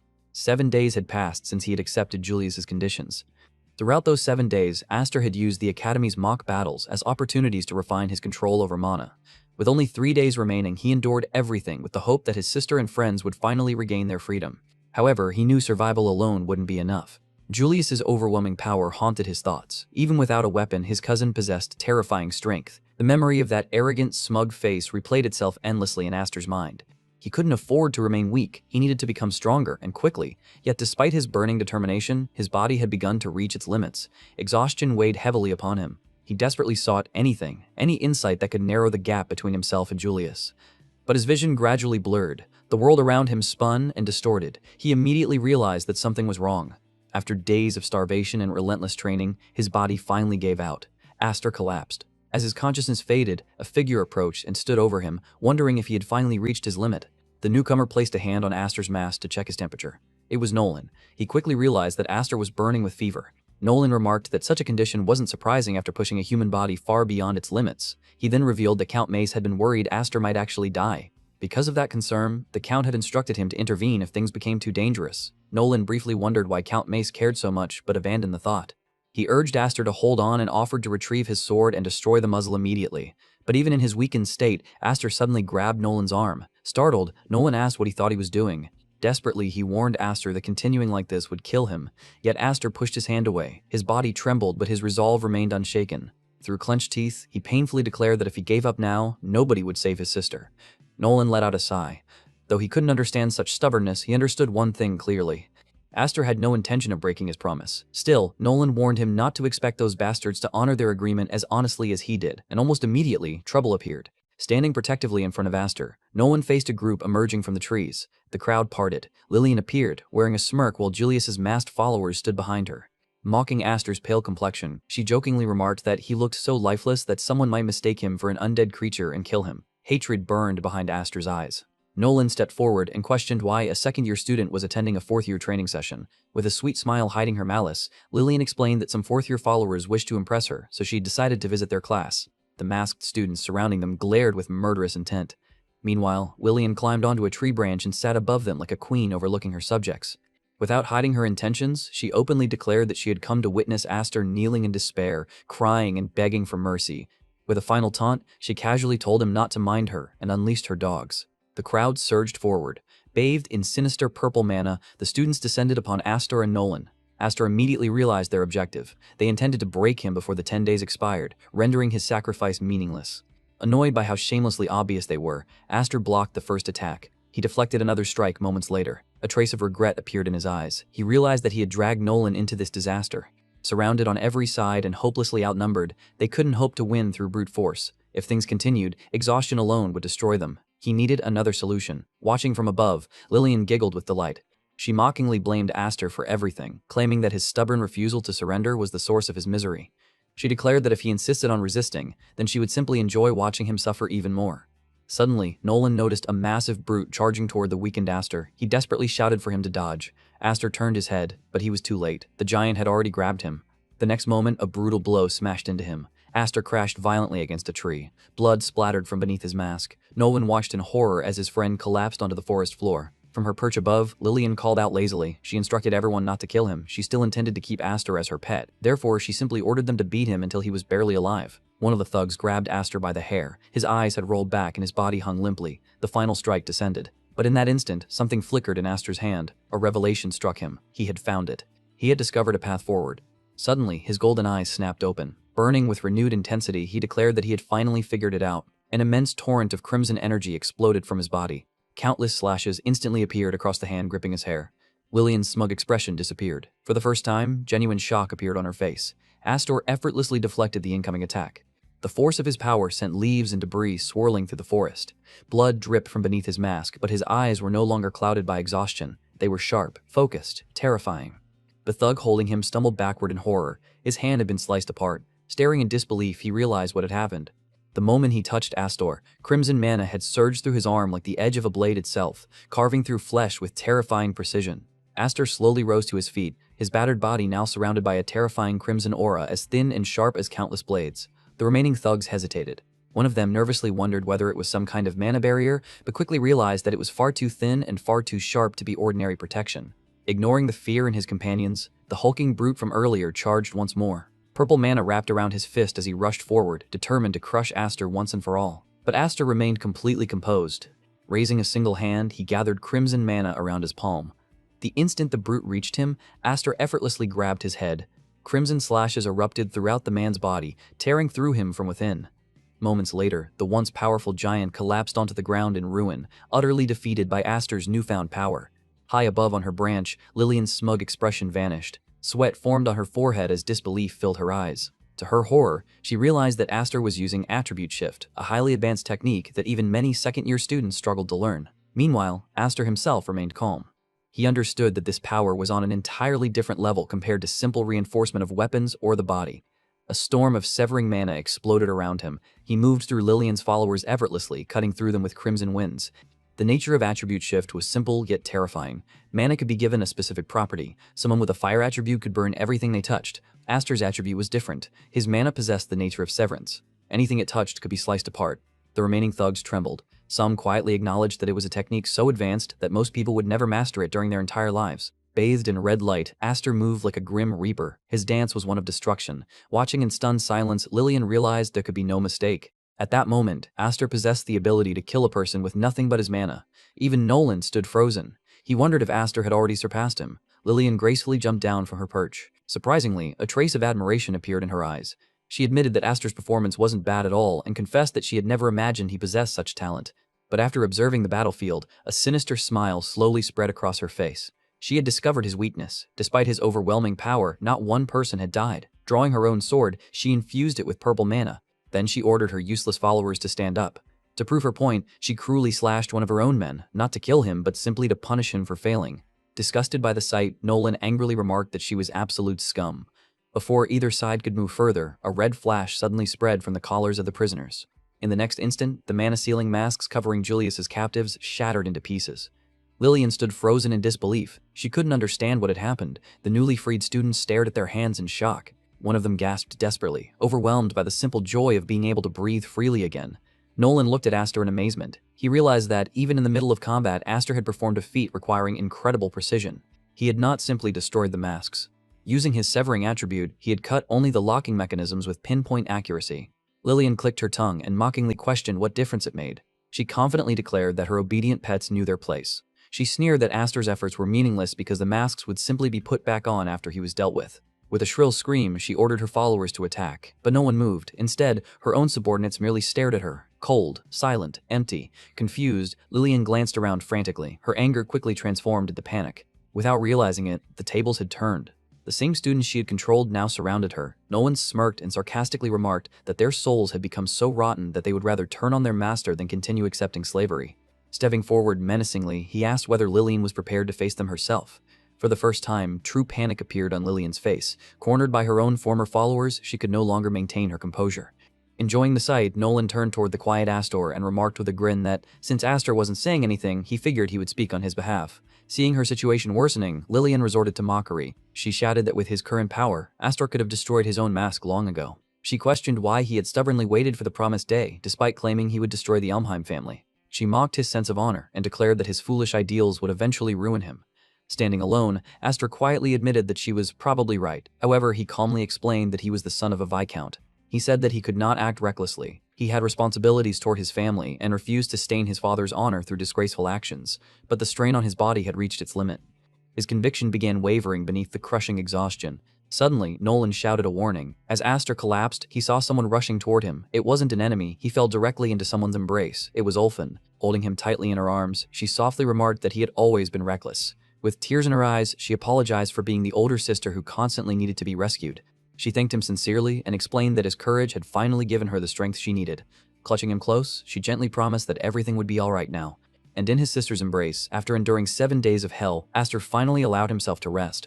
Darkness swallowed everything. When Aster finally regained consciousness, he caught his reflection in a nearby window. Startled, he shot upright from an unfamiliar bed and immediately cried out for his sister.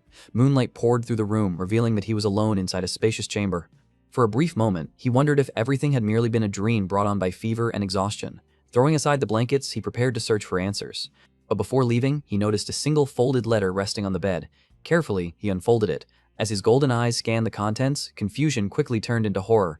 His hand crushed the paper instinctively, and a terrible premonition gripped his heart. Filled with dread, he whispered his sister's name and desperately prayed that his fears were wrong. After reading the letter, Aster fell into complete panic. He rushed toward the door, but Count Mace blocked his path and calmly told him that he was in no condition to be running around. Noticing the crumpled letter on the floor, Mace picked it up and read it. The contents confirmed Aster's worst fears. Ulfin had written that she was sorry for being a coward. She explained that witnessing Aster's courage had given her strength. She declared that it was now her turn to protect him, just as he had always protected her. Those words were the last thing Aster wanted to hear. Anger surged through him. He hated the fact that she had done something so reckless. Everything he had suffered through felt meaningless. Ignoring Count Mace, Aster forced his way past him and smashed through the door. And immediately he found himself facing the nightmare he had feared. Ulfin lay bruised and battered on the ground. Standing over her with a bored expression was Lillian. Without a hint of shame, Lillian explained that Ulfin had come to beg for Aster's release because she feared he was dying. She remarked that seeing the timid girl suddenly grow a spine had irritated her, so she decided to amuse herself by playing with her. That was the moment something inside Aster snapped. He realized that he had been too soft. Trying to negotiate had been a mistake. His father's words resurfaced in his mind. He remembered his father teaching that a knight must endure any hardship, but above all else, a knight must know why he fights and must never hesitate to draw his sword when the time truly arrives. For Aster, that moment had come. He grabbed a sword lying nearby. At the same instant, an enormous golden aura erupted from his body. Everyone froze. Even Lillian and Julius were stunned. Watching from a distant window, Count Mace wondered if Aster had finally gone berserk. This wasn't simple anger. The aura surrounding him was overflowing with murderous intent. Aster roared that every last trace of Elmheim blood should be eradicated. Even Ulfin weakly tried to call out to him. He lunged forward, but Julius intercepted him wearing a grin. With interest in his eyes, Julius remarked that this was the power of the Seven Wings. He admitted that he was impressed that Aster could still unleash such power while standing at death's door. Mockingly, he questioned whether Aster truly intended to throw everything away in this rampage. Ignoring everything else, Aster simply roared the name Elmheim and attacked. Julius' smile widened. He admitted that he had intended to crush Aster sooner or later anyway, so he figured they might as well settle everything right then and there. Gold and crimson collided. The clash between the two crests created a blinding explosion of light. The shockwave alone forced nearby guards to flee in terror. Even Lillian couldn't hide her astonishment at the monstrous power being unleashed. Despite his broken body, Aster moved like a crazed demon wrapped in the golden radiance of the Seven Wings. Watching from afar, Grian was speechless. He remarked that Aster was releasing far more mana than during their previous fight, and realized that this was what happened when two crest holders fought seriously. The shockwaves were so violent that even Ulfin was thrown backward. Julius blocked another furious strike with ease. A smirk remained on his face. He noticed that the same brother who had gone mad over Ulfin moments ago wasn't even looking at her anymore. Confused, Julius wondered what kind of obsession had consumed him. Inside Aster's mind, only a single command remained. Destroy them. Erase every last drop of Elmheim blood. Lowering himself, Aster lunged like a beast, determined to devour Julius whole. Immediately, Julius recognized the movement. Aster was trying to strip away his mana once again, just like in the cafeteria. Roaring fiercely, Julius declared that he wouldn't allow him that luxury. Lillian panicked and warned her brother as Aster's mana surged. But Julius remained calm. To his surprise, however, he discovered that Aster's mana could actually cut. Thin wounds appeared across his body. Though shallow, they left him intrigued rather than frightened. Feeling the stinging cuts, Julius finally understood the nature of Aster's attribute. Forced backward, he slid across the ground before stopping with a confident smile. Tearing off his damaged shirt, he intensified his aura. The stone floor beneath his feet cracked and melted. Julius admitted that a severing attribute was exceptionally rare and acknowledged that Aster possessed interesting tricks. For the first time, he confessed that he felt Aster's mana could truly kill him, but he warned him not to misunderstand. His power was far more than simple heat. His crimson aura transformed into a raging inferno. He proudly declared that his mana possessed death itself. The unbearable heat struck Aster like a physical blow. Julius boasted that his power was on an entirely different level, powerful enough to rob others of the will to resist simply by existing. Even the guards nearby trembled helplessly, proving his point. With contempt, Julius dismissed Aster's desperation. He declared that only the person still standing at the end mattered. Then he unleashed a massive wave of scorching heat. Mocking Aster, Julius remarked that growling alone wouldn't change anything. He declared that the pathetic struggle was over. Watching from the sidelines, Lillian sneered with disgust, criticizing Aster for destroying his own body simply to keep fighting. Meanwhile, Ulfin could only watch in horror. Her mind drifted back 7 years. The last time she had seen Aster like this, their father had nearly sacrificed his own life to stop his son's berserk state. After that incident, Aster had begun distancing himself from his family, consumed by guilt. Their father had called it the 7 wings going berserk. But Ulfin had always believed otherwise. Deep down, she knew Aster simply couldn't forgive himself for being too weak to protect those he loved. Back in the present, Aster launched another desperate strike, but Julius's overwhelming heat crushed him. Ulfin watched helplessly as her brother's movements weakened. Inside, she cried bitterly and wondered why he always turned the blade upon himself. Julius casually deflected the weakened attack and sent Aster crashing to the ground. Ulfin's eyes widened in terror. Face down on the ground, Aster had nothing left. His sword slipped from his grasp and clattered away. Standing above him, Julius admitted that his stubbornness was admirable, but he had grown tired of the struggle. Raising his sword, he coldly declared that Aster should just die already. He muttered that stubborn fools like him truly irritated him. But just as he prepared to strike, something felt wrong. His eyes widened. Deep cuts suddenly opened across his body. Blood flowed everywhere. Staring at his own hands in disbelief, Julius wondered when he had received those wounds. He couldn't even summon strength into his arm. On the ground, Aster began to move again. His cracked mask finally shattered and fell away. Then, with a guttural roar of Elmheim, the golden aura around him exploded once more. Julius's eyes widened in disbelief. Even now, even after everything, Docker was still coming. Driven by nothing but overwhelming rage, he charged forward one last time.